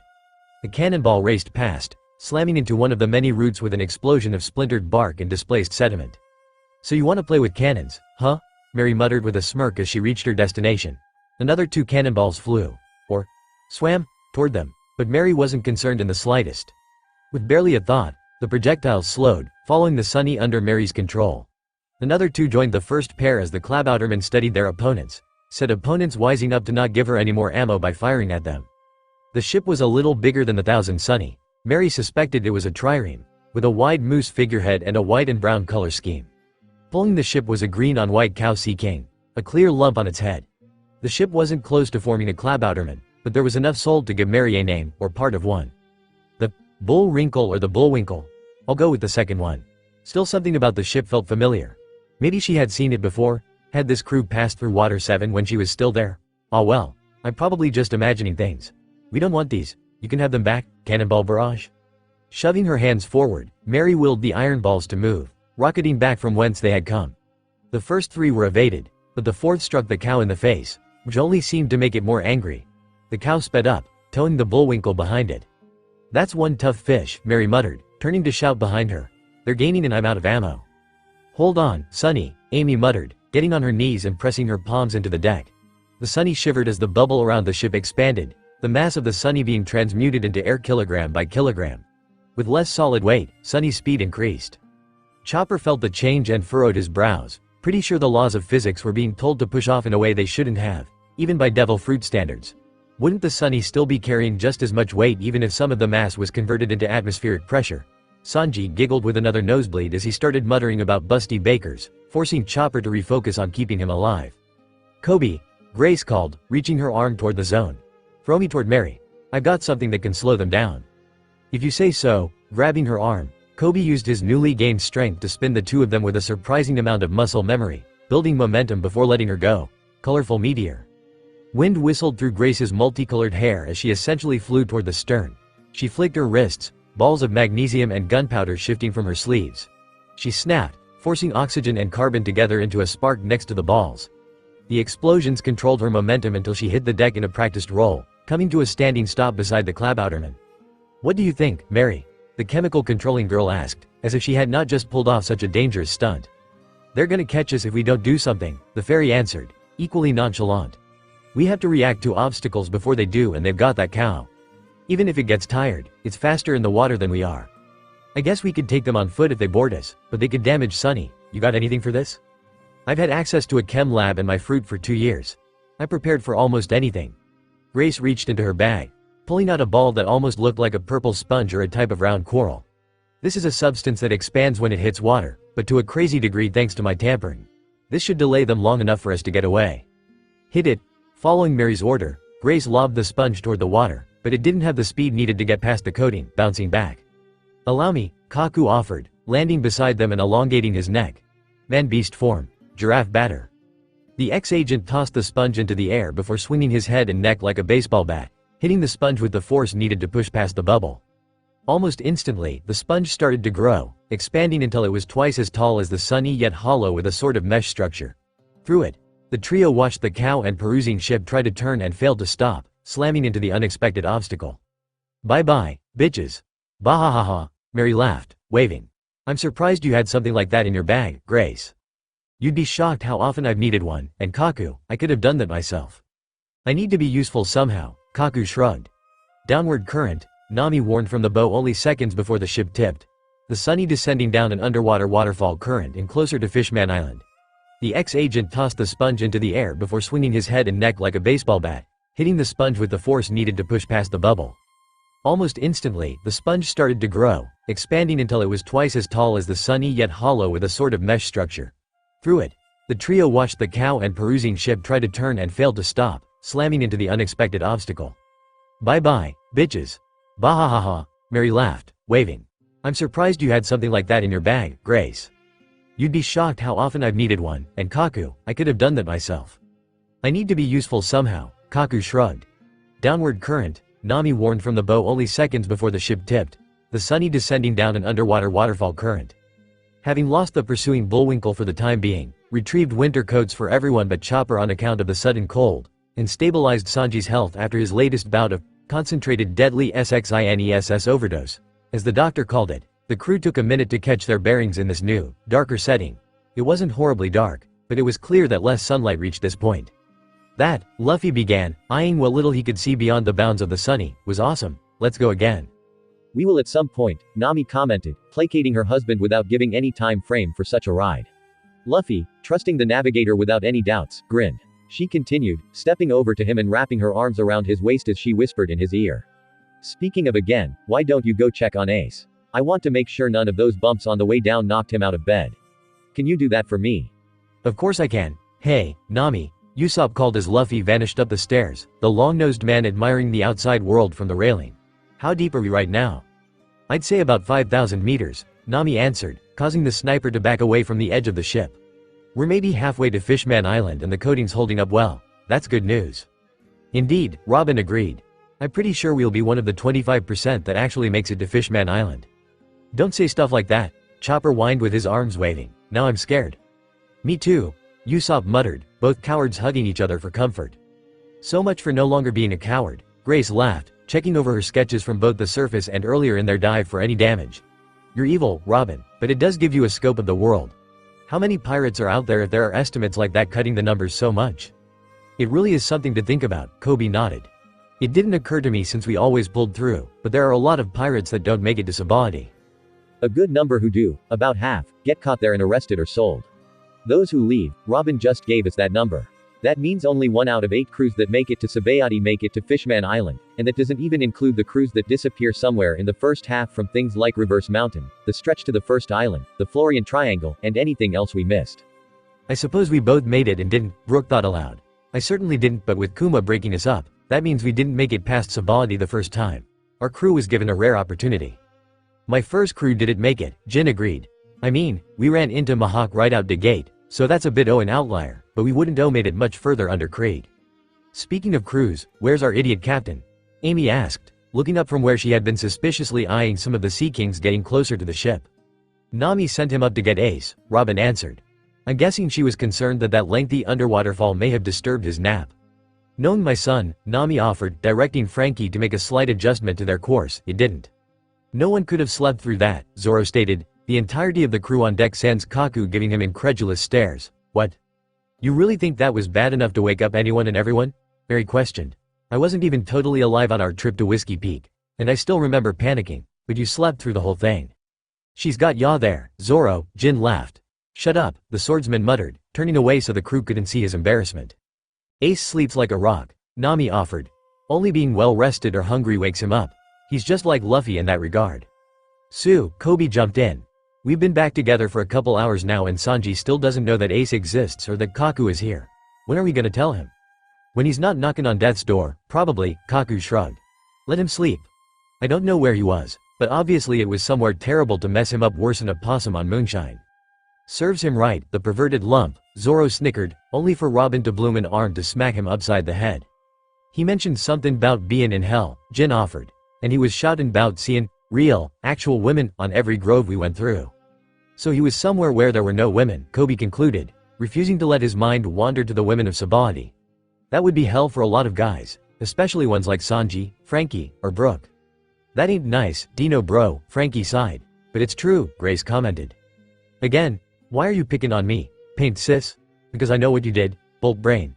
Da Vinci has spies almost everywhere now, and one of them heard Vegapunk lamenting the loss of a lot of potential he hadn't gotten back to yet. I figured I'd give you a little grief. Choo-choo, Luffy's voice echoed over the ship, the bubbling laughter of Ace in accompaniment. The crew turned to see their captain running around the upper decks with Ace on his shoulders, making train sounds all the while. Nami could feel her heart melt as the two most important boys in her life reveled in playing together. Nay, Daddy, Ace asked, tapping his father's scalp. Why's the light weird out here? It was sunny earlier. Is it night? He paused, a horrified look coming to his face. Did I miss dinner? Never let it be said the monkey D genes were hard to spot. Even young, their appetites showed without exception. You didn't miss dinner, Luffy responded, spinning them in a circle so Ace could see the world outside the ship. It's all dark cuz we're deep underwater, and water is dark and stuff.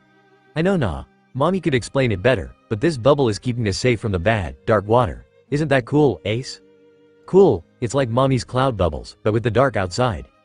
Cloud bubbles? Luffy wasn't the only one with that query, most of the crew turning their gaze on the navigator. It's a specialty from Weatheria, Nami answered with a shrug. They can cultivate bubbles similar to those found on Sabaody and form specific weather patterns inside. The most dangerous ones can have miniature thunderstorms, but Ace has only ever played with regular rain. Rain makes bath time fun, Ace giggled. Luffy's mind drifted, thinking of another definition for bath time fun. You can make weather inside bubbles? Usopp blinked. I shouldn't be surprised by this point. We've all got some secrets, Uncle Usopp, Mary commented. I know I've learned a lot more than I've showed. You gotta wait to wow the crowd. Sis has a point, Frankie nodded. He tapped one of his forearms, the metal clanking. I've got a lot stored in me that you all haven't seen yet. If even half the stuff Rayleigh mentioned to me in passing about Luffy's training is true, I think he'll have us all beat one-on-one, Koby grinned. Even so, I'm sure any of us could now take on Crocodile alone. I can feel everyone's strength with my observation. Well, maybe as H-Rays thought aloud. I saw reports of him floating around in the New World after the breakout, so we might run into him again, and he'll be stronger than last time. Stronger than last time? Chopper gaped. No way. We ain't the only ones getting stronger, Chopper, the only logia of the crew pointed out. Nami, Luffy called, interrupting the flow of the conversation before anyone could fully digest the reality of Jin's comment. How much longer to Fishman Island? I'd say about an hour, the mother answered. We're approaching another underwater fall that should take us into the deepest depths. Unfortunately, the playtime, conversation, and question had distracted the navigator and crew, allowing the Sunny to bump into a large, orange piece of coral. At least, so they thought. The ship rocked as something massive moved off to starboard, what they thought had been a piece of coral now revealed to be a massive octopus. Several cracked and broken ships were trapped in its grip as it turned to glare on the pirates. Kraken! Usopp screamed. Wah, Billy panicked. Big fishy. Ace laughed. I wanna pet it, that's dangerous, Nami warned. Ah, that's 3 out of 7, Robin nodded. 4 more sunken ships and we should be safe, statistically. Huh, no bones, Brook commented. He's the opposite of me. I wonder if he makes no skull jokes. I seriously doubt it, Bone Brain, Amy muttered. Ah, but I no longer have a brain, Brook countered, yo-ho-ho. Big problems. First, Chopper yelled, waving his arms. That thing is gonna kill us. It kind of reminds me of that octopus from Shiki's Floating Islands, Grace blinked. Except, massive. Oh, Nami, I have a great idea. Shivers ran down the spines of the crew at Luffy's words. Let's tame the Kraken and keep it. We can have it pull the ship. How the heck are you going to get out there when we're underwater? Nami demanded, censoring herself for Ace's sake. It's not like you can just leave the bubble and come back. Well, I probably can, Mary thought aloud. I can get back thanks to Moonwalk. Maybe Billy, too. The Kraken let loose a mighty roar, only for the Sunny to return one in kind. The intelligent sea creature reeled, surprised. He'd never been yelled at by a ship before. I remember hearing something about bubble suits on the archipelago, Kaku offered. They exist, Coby nodded. They're called flutter kick coatings. It's like a ship's bubble but can only hold 1 or 2 people. Getting over its shock, the gigantic octopus struck, his tentacles moving to slap the Sunny. The resident cyborg moved to counter, one of his giant shoulders opening to reveal 3 rockets. Frankie rocket launcher. So cool, Luffy, Usopp, Chopper, and Ace yelled, stars in their eyes. The missiles pushed their way out of the bubble just in time to explode, keeping the monster at bay. Another tentacle came up from the other side. You dare? Nami asked, her eyes shaded as Chopper jumped to block the attack with his guard point, which was now the same size Mary had been as a ship. The Sunny spun from the force of the impact, but managed to avoid any damage. Billy, come. Nami stepped toward the Kraken, her faithful Gigafowl at her side. The navigator pulled out her perfect clean attack with a small flourish and rubbed it over Billy's tail. A noticeable static charge making the crew's hair stand on end. A dark cloud formed above the angered mother, tiny flashes of lightning lighting up the surroundings. Ace clung to his father's head, his face all but hidden in Luffy's hair. Mommy's scary when she's mad. How dare you threaten the life of my child? Nami yelled, swinging her weapon. The cloud over her shifted, moving to and phasing through the bubble until there was an entire thunderstorm underwater inside its own personal shell. No one will lay a hand, tentacle, or other appendage on Ace as long as I have anything to say about it. Mother Nature's wrath. Her declaration finished, the bubble surrounding the storm popped, releasing it into the ocean. The flash was blinding, a virtual sonic boom echoing with the screams of the Kraken. Fish and smaller sea kings that had been caught in the attack were flash cooked, now floating upside down outside the ship. The Kraken appeared as the light died, his whole body burnt and his eyes rolled back into his head. That's what I thought, Nami nodded, flipping her hair. Luffy felt a small stream of blood drip from his nose before he quickly wiped it away. A shark wearing a Crimin brand shirt drifted from one of the Kraken's breathing tubes, shaking off the electricity. The inside of the invertebrate must have been better insulated than the outside, an incredibly lucky turn of fate for the large carnivore. Shaw, apparently thanking them and bowing, the giant shark, which was about the size of the Sunny, swam off, smacking the Kraken with his tail on the way past. Whoa, Donna, Jin blinked. That was badass. Badass, Ace echoed. The crew's eyes snapped to Jin, whose deeply tanned skin rapidly paled. Jin, Nami said, her sweet smile and musical voice completely at odds with the dark aura surrounding her. The aura was not entirely metaphysical either, a small storm brewing with just enough force to make the crew's clothes flutter. What did you just teach my son? Hey, y'all, Kaku called. The Kraken's moving. Everyone ignored him. And now hold on a second, Donna. I didn't think. That's right, Nami nodded, taking a slow step toward the scared monk. You didn't think. Robin, take Ace inside. Luffy, hold Jin so he can't use his powers to escape. Y'all, Kaku yelled, louder. Donna, wait, Jin tried. Luffy wrapping his rubber arms around Jin so he couldn't get away. It was an accident. Aren't you monks all about atonement? You taught my son a bad word. Time to atone, Jin. Y'all, Kaku screamed. What? Nami demanded, rounding on the ex-agent who pointed toward the south.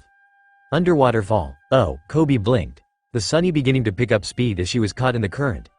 The roasted Kraken drifted past, his larger body being sucked down into the depths. I forgot about that. I feel like forgetting something so important is going to bite us in the butt someday, Mary agreed. With that, the whole crew save 3 screamed. Sanji bounced around the medbay while Luffy and Ace laughed to their heart's content. Coby groaned on his back, Grace on his chest where he'd grabbed her in the chaos. Their surroundings were nothing but darkness, no sunlight reaching through all the water above them. Ow. It feels like I went through the Grove 12 debacle again. What happened? Mary muttered from somewhere nearby. To us, I mean.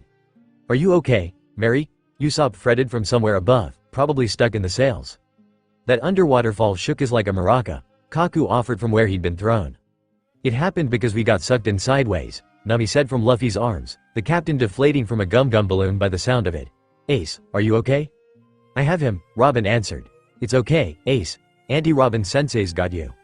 Badass. Ace laughed. Geen, is everyone else super? Frankie asked. Here, Zoro grunted. Even I say I'm dead, will I live? Jin rumbled. I'm great, Grace responded, refusing to move. Sanji, Chopper cried. I'm alive. Amy called. I'm not, yo-ho-ho, Brooke laughed as Chopper followed his nose toward the medbay. I'd heard plenty about the currents, but that surpassed all my expectations. That rattled my bones. That was so much fun, Luffy smirked. She. Fun, Ace mimicked. Gee, bad, aha, Frankie said, found it. He flipped a switch, the lights mounted around the rigging coming to life all at once from where they were strategically hidden for just such an occasion of darkness.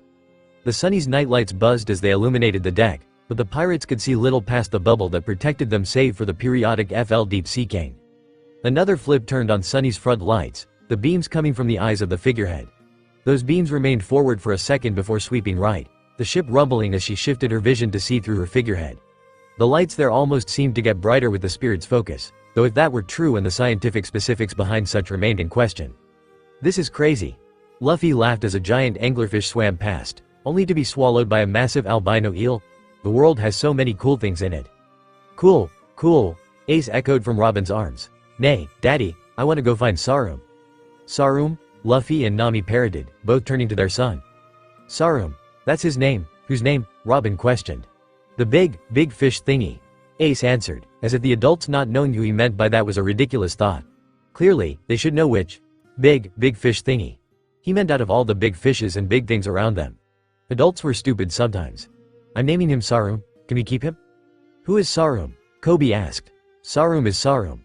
The toddler answered simply. Ya know, the one Mommy zapped. But Mommy says sometimes Daddy punches someone and they get nice cuz he punches the mean out or salmon. He paused, feeling Robin's grip shift. Something, he amended. Thank you, Robin nodded, satisfied with his corrected vocabulary. No apprentice of hers would use anything less than proper grammar, no matter what age they were. Thank you very much. That's not, Usopp trailed off. Well, it worked on Amy, Frankie, and Kaku. So I guess there's a chance Nami's lightning could scare him into submission. Captain Luffy never actually landed a hit on me, Kaku pointed out. Also, not part of the crew. It would be cool, Luffy whispered, he and Ace turning pleading eyes on Nami. She crossed her arms. You can have him drag us to Fishman Island and back up if we find him, but we will not take the Sunny to go looking, and we're not keeping it. But, Luffy began, only for Ace to burst into tears. Though a young kid, he was well aware of the words no, and not, and, like all kids his age, hated them. Luffy and Nami swooped closer to their crying child while Robin held him out to avoid his swinging limbs. Want Sarum? Wanna keep Sarum, Ace, Nami cooed, trying to calm him. No, Mommy's being mean. But Ace, no, wanna keep Sarum. Nami sighed. Ace's temper was rare considering she'd managed to raise him without too many negative attributes to copy from the other crew members, like Luffy's penchant for running headlong into danger or Usopp's lies, but when his temper did flare, it mimicked her own. That is to say, Ace could get very angry very quickly if he did not get his way, but it could calm just as quickly with enough distraction, just like Luffy. Speaking of her spouse, Nami turned to the captain. Luffy, I know you only learned a little bit ago, but this is your time to be a parent. How am I supposed to do that? He questioned, having to raise his voice a little to be heard over Ace's wailing. You're a lot like Makino, so I bet you're not gonna let me punch Ace like Gramps and Dayton did with me and my older brothers. That's not how a parent should act, Nami yelled, enraged by the very thought of such a thing. The irony that she and Garp both punched Luffy for his stupidity was not lost on her. He should be old enough to know better, whereas Ace was still a child. She paused. Brothers? As in plural? Oh, I had 2 brothers when I was little, Luffy responded, shocking everyone but Robin and Ace, the former occupied with the latter. Not by blood, though. We all adopted each other once they warmed up to me. Dayton wasn't too happy when Ace and me brought Sabo home. Ace and I, Robin idly corrected before she returned to cooing at baby Ace in an attempt to get him to stop crying. But Ace stubbornly refused to forget about the Kraken or how mean his mommy was being for not letting him go find and adopt the big octopus. Right, well, Nami blinked. Take Ace and calm him down. Maybe the Craw. She sighed, closing her eyes. Maybe Sarum is around here somewhere. You and Ace can look for him while the rest of us guide the ship toward Fishman Island. Good idea. Smiling, Luffy took Ace from Robin and set him on his shoulder. Hey, Ace, wanna go try to find Sarum with me? Yeah, Daddy, as Nami had predicted. The child's tears dried instantly at the suggestion, the boy's small arms wrapping around Luffy's head. Alright, Ace, hold on, Luffy seemed to choke for a moment before his grin widened. Daddy's gonna go real fast. One arm holding onto the back of Ace's shirt, his other stretched toward the crow's nest, grabbing the railing. Wait, that's not, Nami's words fell on deaf ears as the captain and their son rocketed upward, disappearing through the revolving windows Frankie had installed so long ago. The young mother's hand didn't move, her whole body frozen, as she comprehended what just happened.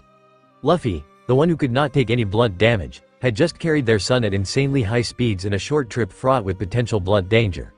The fact that neither was screaming was a cold comfort. Safe. Billy, please go keep an eye on them. Wah, the duck saluted before taking flight. I'm sure they're fine, Zoro shrugged with a yawn. The navigator turned on him, her perfect clean attack bared, but the door to the medbay crashed open. The crew turned, Sanji stepping out of the room with an unlit cigarette. Unlike the last time, all of the women were dressed in heavy winter coats, hiding all of the things that had put him into such a desperate state. You better not start bleeding again, Chopper warned, jumping up onto the railing beside the chef. Your blood type is super rare. We're lucky Mary getting our best aspects included your blood type and that it doesn't demanifest when she does or you could have died. You're welcome, the fairy boasted, a hint of smug satisfaction in her tone. Kaku seemed to vanish, blending into the shadows with narrow whisper. He still wasn't sure if he was wanted and didn't want to press his welcome. Oi, reindeer bro, Frankie called. Wanna explain what you mean when you say Chef Bro's got super rare blood since this seems like a problem? He paused. And, dumb it down for us non-medics. I'd surmise that you're an adequate surgeon, Frankie, considering you reconstructed yourself and remained alive afterward, Robin offered. I'd also like to know, however.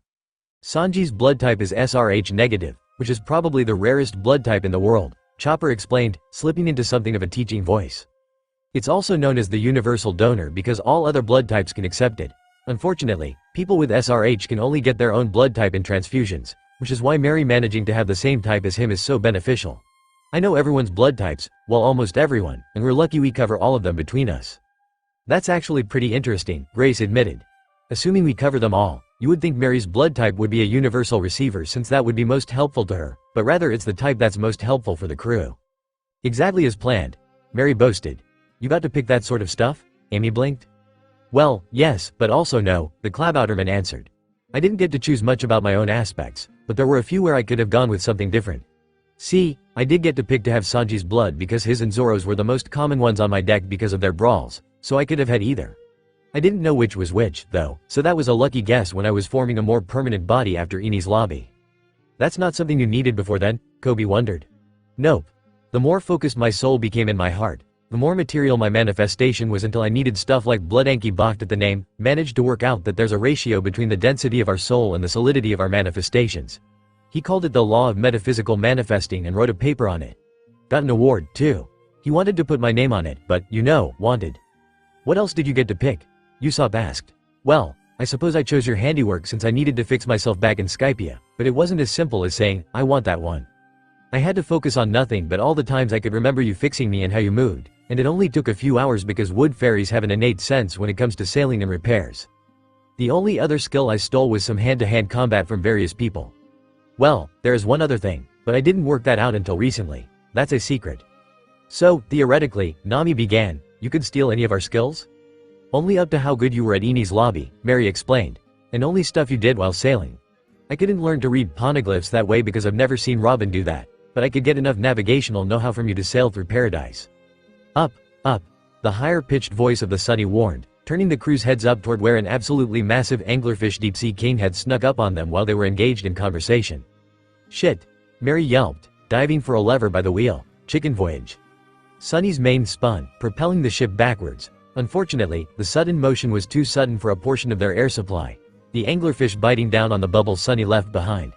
The Sea King blinked as if confused before continuing to amble along. Damn it, Frankie, Nami huffed. You're supposed to be avoiding stuff like that.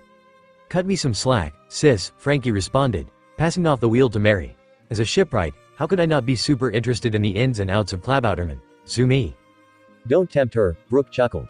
Thank God their eyesight sucks, Coby breathed, eyeing the deep sea kings ambling along around them with more worry than before. Can we please focus on sailing now? I agree with Dino bro, Frankie seconded. Take it slow to keep the bubble intact, Nami ordered, eyeing where the tips of the masts pressed against the top of the bubble. Shift 27 degrees to port and follow that direction. Aye, Mrs. Nami. The navigator's directions were followed to the letter, all of the crew scrambling for something to do. That being said, between Mary and Sunny being able to control most of the rigging themselves, there wasn't much the rest of the crew could do without being redundant. Sanji watched from a chair, having been ordered to rest by Chopper since his blood was still on the low side because of his nosebleeds. Oh, Sanji, Amy called from up in the rigging where she was on watch for any more monsters. I sort of made a mess in your kitchen since you were out. You did? The chef gasped. torn between anger at her messing his kitchen up and wanting to always follow his path of treating all women like queens. Yeah, everyone was hungry. But you'll forgive me, right? Amy pouted, batting her eyelashes. Sanji's heart audibly thumped, the blonde quickly grabbing his nose and closing his visible eye. I'll go and clean that up, he muttered, stiffly marching to the kitchen. And eat something, Chopper ordered. I still got it, kya-ha-ha. Amy laughed, rolling through the air. It was always nice when she got someone else to clean up her messes. That was what homies and Sanji were for. Hey, Nami, Luffy yelled from the crow's nest. Is everything okay down there? We're fine, Luffy, Nami responded. It was just a big sea king. How's Ace? He's at the other window still looking for Sarum. He's Ace, Luffy turned, lunging back into the crow's nest. He was too slow, Ace on the other side overbalancing and falling out the window. Ace, Nami cried, running for her falling son despite knowing she wouldn't make it in time. She wasn't the only one, Chopper running in from the other way and Coby already halfway into a shave. The mother pulled out her weapon in a mere moment, a thick cloud growing from its end. Coby and Chopper slammed into it like it was a giant pillow.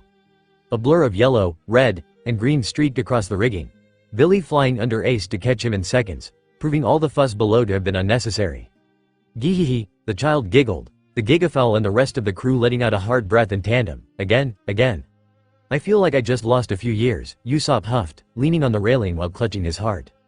I felt like my heart was going to beat out of my chest, Brook muttered. Not that I have a heart anymore. Yo-ho-ho, skull joke. Skull joke, Ace parroted, gee. Young Master Ace is gonna be the death of us, Jin sighed. That depends, Zoro yawned, his thumb pointing to a hulking shadow ahead of the Sunny. Is whatever that is gonna kill us first. Holy she. Nami covered her mouth to keep from finishing the swear as the Sunny's lights illuminated one of the biggest sea kings the crew had ever seen. It was a sort of anglerfish and its teeth were each taller than the Sunny.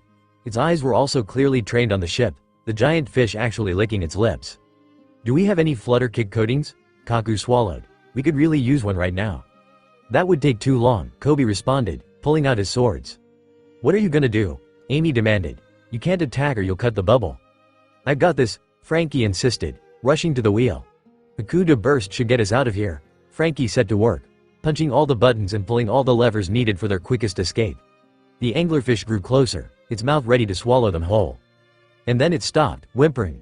Behind it stood an even larger creature, humanoid in appearance with pink skin and a hairy chest. It stood almost 3 times taller than the fish it had just punched in the top of the head, and the larger creature opened its mouth to speak. Ankuro, you know better than that. The humanoid creature chastised in a higher-pitched voice. You're not allowed to eat ships, Captain Vanderdecken doesn't like that. HRRRMMMM, the fish whimpered. Did that thing just save us? Nami asked, letting out a hard breath. Sweat tickled the back of her neck, but it wasn't the cold sweat of fear. Another breath told her the temperature around them was starting to rise and, with Sanji sequestered in the kitchen, it was safe for her to shed her coat. There was smog in the ocean outside, which led the navigator to suspect there were volcanic vents nearby. Ace, still riding Billy next to her, bounced happily, clapping. Big huge fish guy is really strong, he stuck out his tongue. But Daddy's stronger, Daddy's gonna be king. Wah, Billy affirmed. Ah, thanks, Luffy laughed, jumping to the deck. How is he so adorable? Amy asked herself. Yo-ho-ho, best not to question it, Amy, Brook laughed. I'm sure Nami does not want us to spoil him, even if he is adorable. Motion began on the Sunny once more, but it fizzled as a shape in the darkness grew more distinct. It was a tattered ship, its hull covered in barnacles and its sails little but rags with the words Flying Dutchman stamped across them. Both Sunny and Mary shivered as it grew closer. What's wrong? Jin asked, hands in his sleeves to ready his tonfa, even as Luffy marveled at the boat. Do you feel something bad? That ship, Mary answered. He's old and powerful. He's seen many captains, and each has made him smarter. Even beaten up, that ship could probably take on Sunny, the Flying Dutchman. I thought as much, Robin interrupted. The legends say the captain of the Flying Dutchman went mad one night during a storm and threw his crew overboard one by one before cursing all the gods. In response, the gods punished him with a curse of his own, that he could never set foot on land and forever. I do hope we don't fall victim to such a curse, forced to become oceanic monstrosities and serve on his crew for eternity, doomed to leave our dreams unfulfilled as we yet live. Ah, Nami, Usopp, and Chopper wailed, the former grabbing Ace and running into her husband's arms. I don't think it's anything like that, Amy waved off, much to Usopp and Chopper's relief. Remember, I trained in the New World, and several of the crews have talked to mention the Flying Dutchman. It's nothing scary. It's just, a voice, raspy and artificially strained, interrupted her, echoing through the water. Dead men tell no tales, and dead men have no sleep. I pluck the rings right off their hands beneath these shadowy seas. Dead men have no regrets and no tears left to weep. I'll pluck the crowns right off their heads within this cold, black deep. Sunken treasures, free for the taking, a king of pirates in the making. I leave my enemies weeping and shaking, Vanderdecken is my name. And these long-lost riches I do claim. A beat of silence followed the end of the poem before the coward trio renewed their screaming. Brook tipped his skull, playing an eerie series of notes on his guitar, an action that did not help those afraid of the ominous poem.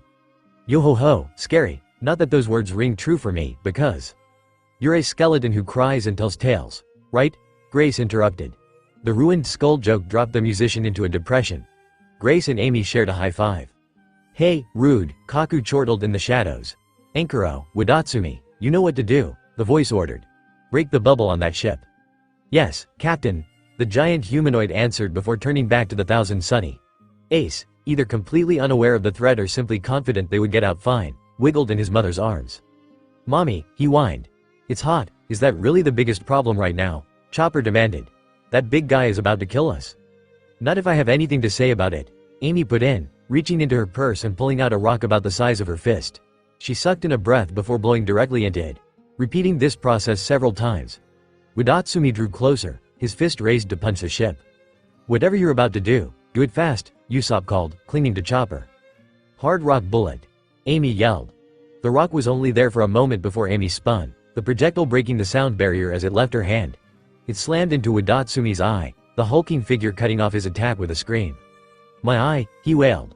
My eye, eyes are always a weak spot, Amy preened, clearly satisfied with herself. Why do you get to show off? Coby pouted, noting that this was the second time that the blonde had stopped an attack on the Sunny since the crew had reconvened. Because I can do long range without breaking our bubble, Pinky. Big sis, we talked about this, Grace muttered. Guys, we need to get out of here, Nami called, interrupting their little argument. There are volcanic vents nearby, and I think they're about to blow. Cool, Luffy grinned. Lava underwater, cool, Ace, again, echoed. Subaquatic fi no mi na, he added, sounding out the multisyllabic words. Ah, that's right, sweetie, Nami cooed. The friction of aquatic pressurization causes enough heat and force to prevent molecular state changes, even when lava touches water. Yes, it does. Yes, it does. Does anyone else find that weird? Jin questioned, indicating where Nami was spouting meteorological jargon in that sort of voice adults use on babies. Just me. Okay. Nami, Usopp yelled. Teach later, run now. Oh, yeah, the mother blinked, leaving Ace in Billy's care. Right. Zoro, Coby, turn us around and row like our lives depend on it. The two swordsmen nodded, reaching for the special long paddles they use when Sunny's paddleboat function is on the fritz. Unlike so long ago when Coby and Zoro failed to paddle a tiny dinghy in the East Blue. This time their coordinated strokes moved the Sunny away from her newest threat. Frankie, prep a coup de burst just in case. Chopper. Lock Sanji in the kitchen. We don't need him bleeding out just because it's getting hotter, everyone else, defend. Activity exploded across the Thousand Sunny, every member of the crew jumping into their roles. Nami herself stayed by Billy and the wheel as the Sunny started to turn, Jin and Kaku grabbing the other paddles to make their escape. Wadatsumi, Vanderdecken's voice yelled, they're getting away. I'll get them, Captain, the large fish man insisted, a new black eye still closed as he took a step toward the half-turned Sunny, only for another increased mass pebble to slam into his face. The seafloor rocked as the massive creature staggered, giving the pirates what little time they needed to start gaining momentum. Wadatsumi. You better. The order of the Flying Dutchman's captain was silenced by the explosive boom of Nami's prediction coming true. Lava from the underwater volcano nearby tinted the water red in its molten glow as the liquid rock began flowing over the seafloor. Run, you fool, pull us and run. Now, Frankie, Nami yelled. Right? The cyborg answered, pulling the final lever. Let's go, Sunny, coup de burst. The Thousand Sunny rocketed forward, the force blowing the bubble of air left behind into bits that slammed into Wadatsumi and the Flying Dutchman, delaying them that much longer. The coating around the Straw Hat's ship now touched the top of the third floor and was pulled tightly against the figurehead. Zoro, Coby, Jin, and Kaku kept rowing, the glow behind them getting brighter alongside a myriad of panicked screams from the crew of the Flying Dutchman. Look, Mommy, Ace called, tugging on her belt and pointing out off the starboard railing. Not now, sweetheart, Nami muttered, eyes studying the shifting currents they were rowing into. But Mommy. Sarum, hey, Ace is right. Luffy laughed. To the starboard side of the ship, tromping alongside the Sunny, was the Kraken from before, a panicked look on his face. Oi, Kraken. Carry us and we won't eat you. Also, your name is Sarum now. Gra. The newly named Sarum froze, its defiant call halted by the glare of the woman that had fried him into unconsciousness in seconds and caused his presence so far down in the depths in the first place. Guided by fear, the massive octopus scooped up the pirate ship, both parties contributing to their escape from the underwater eruption. Nami, Usopp yelled, his voice shaking. We're headed straight for a trench. Fishman Island is down there, the navigator replied, double-checking her log post to confirm the direction. Sarum jumped down. Reaching the precipice, the Kraken paused for only a moment before the rumble of the undersea volcano shook away any lingering hesitation. Sarum jumped, carrying the Thousand Sunny deeper into the abyss and closer to their destination. We made it, Usopp huffed as the cliffs rose above them, Sarum's weight helping to increase their downward speed. That was the scariest part of the trip so far. Good thing we've got Sarum now. As if in response to the sniper's relief, a wave of lava poured over the cliff. It was too far away to do anything to the Sunny other than heat the air in the bubble around them, but the water currents were a different matter. The sudden heat shifted the natural flow of water, a new current buffeting the cephalopod underneath them. Whether through force or choice, the massive octopus let go, the water pulling him in a different direction. Ace jumped off Billy's back and raced to the railing, one hand outstretched toward the disappearing Kraken. Sarumi, as Ace wept for the loss of his supposed pet, Coby turned a deadpan glare on the sniper. You just had to say something.